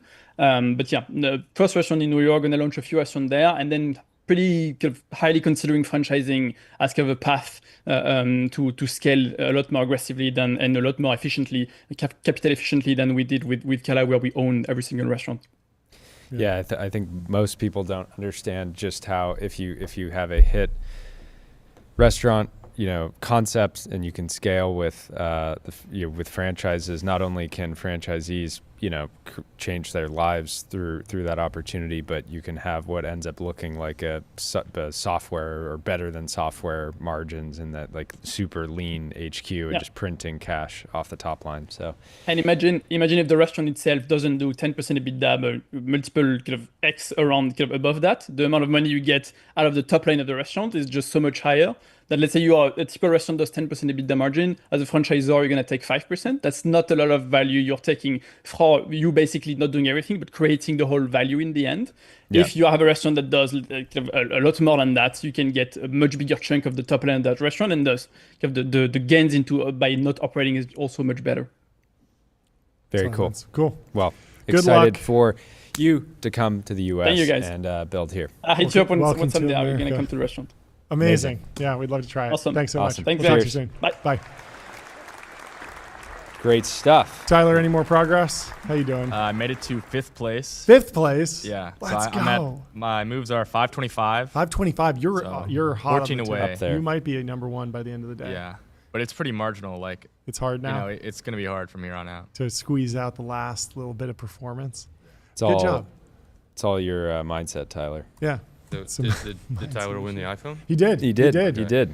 I had a consolation prize ready. Oh, I did a Rubik's Cube? Oh, we got a Rubik's Cube now? Yeah. That's too easy for Tyler. That's a 3x3. I got the 9x9. Tyler can do the 9x9.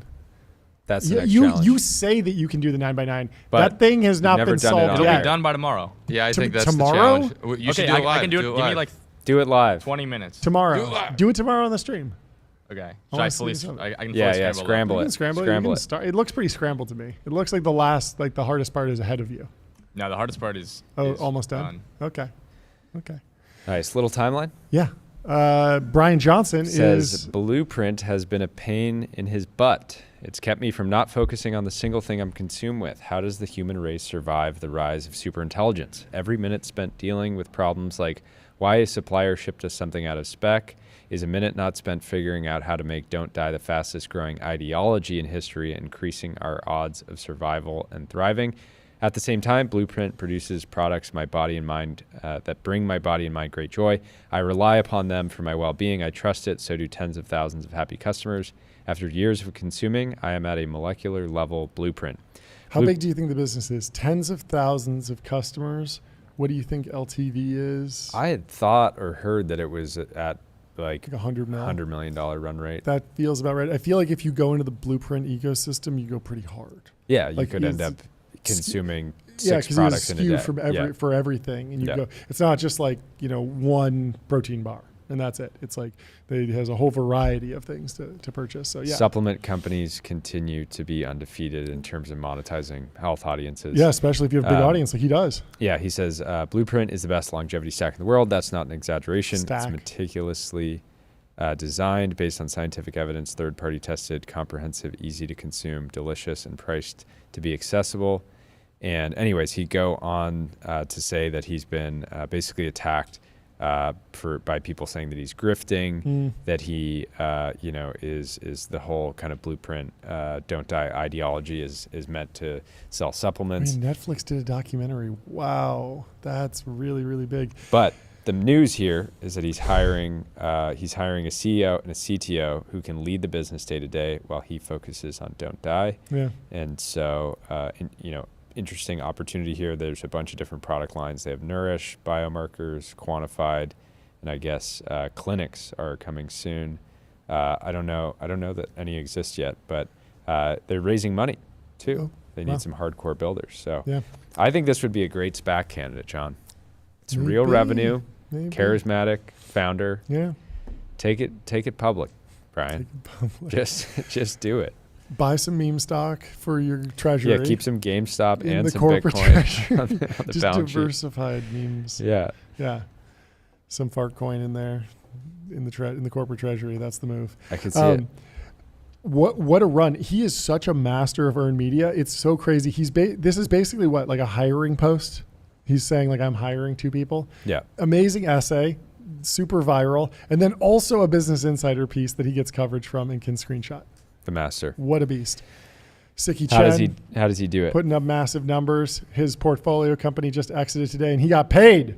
Water's on me next time, folks, because he received a distribution. Better than nothing. $2.85. It's not a zero. It's not a zero. What happened? It's so interesting that it wouldn't be a zero, but it also wouldn't be like a real number. It's like the smallest amount. That happens. Money has to go somewhere. I guess. Michael Kratsios has a video today to win the AI race and ensure global technological dominance. We need more power. So we have Michael be coming on the show tomorrow, correct? Yeah. And a lot of news here. I'm sure we'll be digesting it. The All In podcast is also having a crossover event with Hill and Valley. Yep. With a bunch of hitters breaking this down. There's a lot. Absolute dogs. Absolute dogs. I don't know if there's been more absolute dogs under one roof in Washington in maybe since Hill and Valley. It's pretty wild. The actual action plan is really, really like huge. The basic summary is that they're trying to shift, or they're shifting with this document, AI policy at the federal level from safety first posture. We're worried about paper clipping. We're worried about, like the doomer scenario.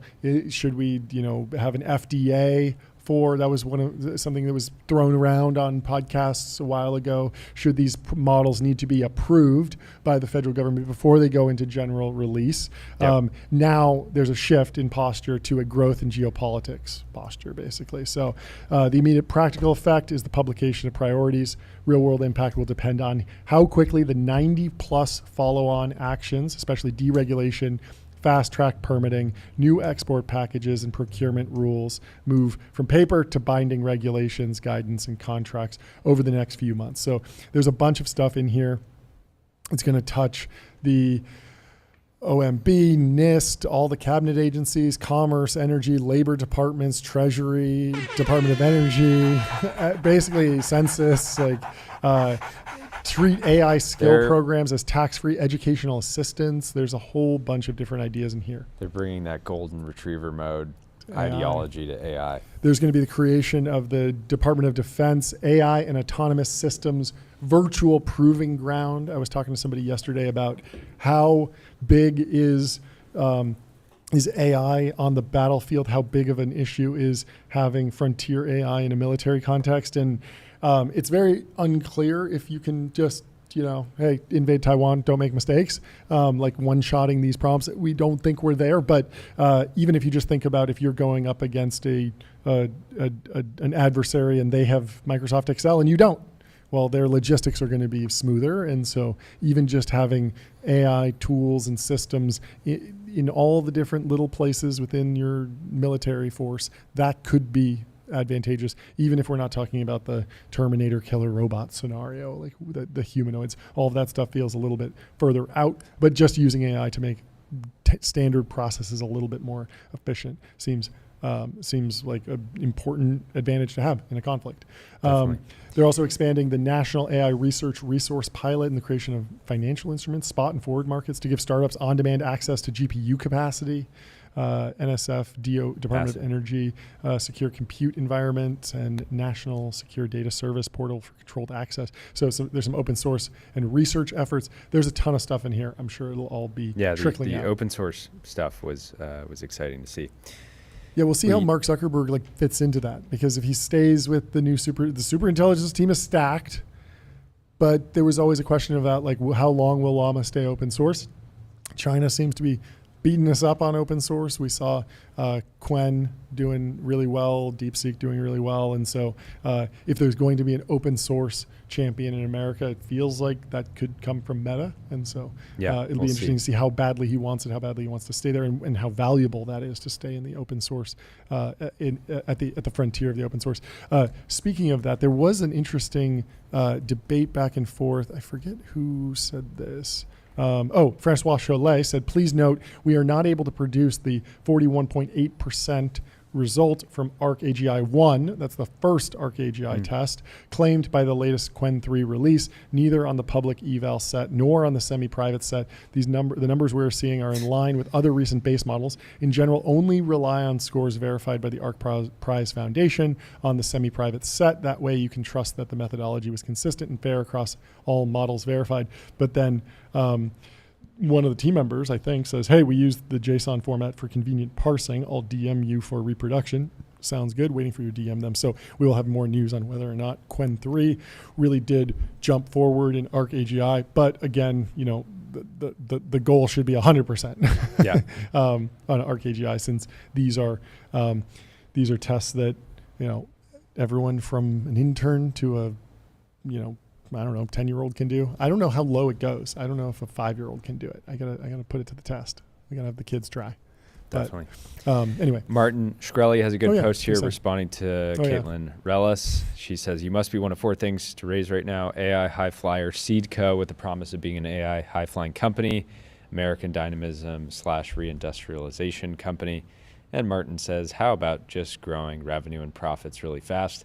That is a fantastic strategy. The Lindy way. But then if you're growing profits really fast, you might not need to raise. You might not be able to justify a big raise potentially.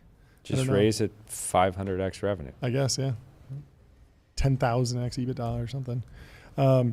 Anyway, in other news, people are still memeing about the nuclear reactor breach by hackers via Microsoft SharePoint. Yeah, I was interested in the timeline there. I was getting into that story yesterday. Yep. The vulnerability was discovered in May at a hacking competition that Microsoft put on. They then patched it later, which didn't work, and then the major hacks happened over the weekend just a few days ago.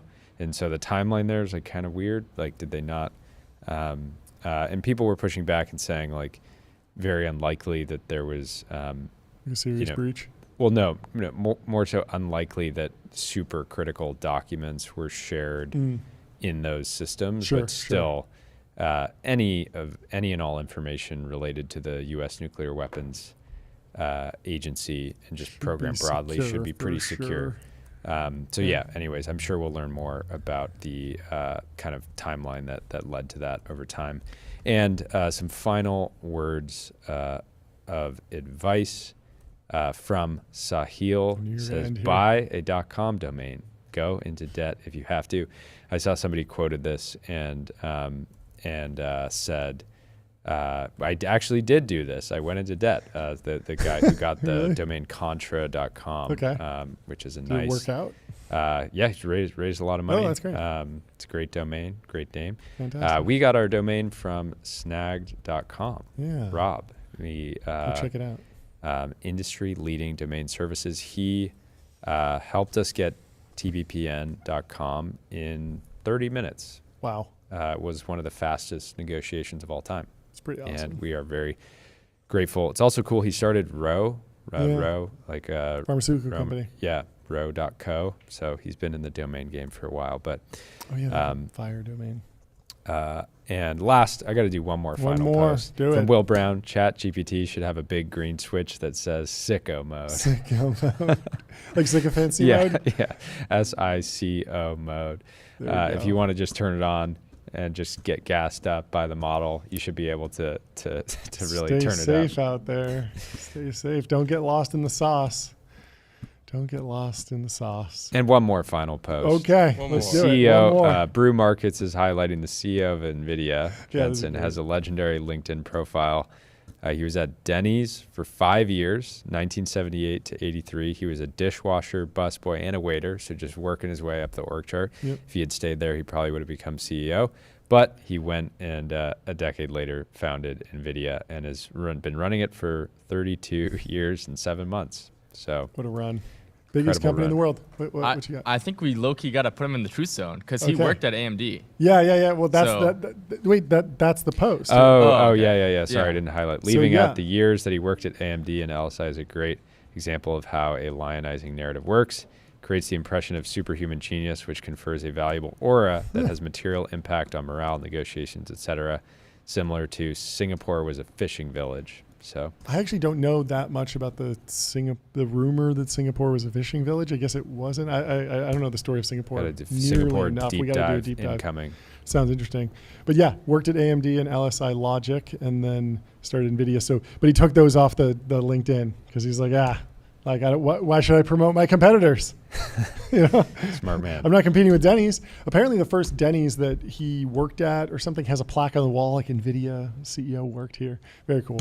And he still does Denny's stunts. He did one with the acquired guys. He came by and I think he delivered them Denny's or something like that when they were doing some event at NVIDIA GTC. At this point, he should just buy Denny's. It's it's trading at $270 million market cap right now. It's that cheap? Wow. I didn't realize it was pure play. It was just I guess it's getting meme stocked. It's up 16% in the past 5 days. So Jensen not financial advice. Jensen should really pick it up quick before it runs too hard. But yeah, I mean, he's in the interest of keeping it alive because if it just goes away and no one remembers, he could turn every Denny's into a showroom for his latest chips. Just carve out a booth. I feel like I read some article about Denny's or some sort of restaurant chain using AI to help the servers or something. Everyone has an AI play. Restaurant Solutions or something. They own IHOP, I believe, something like that. Yeah. Headquartered in Pasadena. Very American episode today, John. You could not put that football down the whole time. It's fun. It's nice to just have like a little fidget. It's the original fidget spinner. Something about John with a football. It's great. Works. It's great. I tried to keep it like below the desk during the interview so I could be a little bit more serious, but I think eventually we're going to be tossing the pigskin. Tossing the pigskin while talking to some founder about their raise. On that note, leave us a 5-star review on Apple Podcasts or Spotify, and see you tomorrow. tomorrow. Have a good one. Cheers, folks. Bye.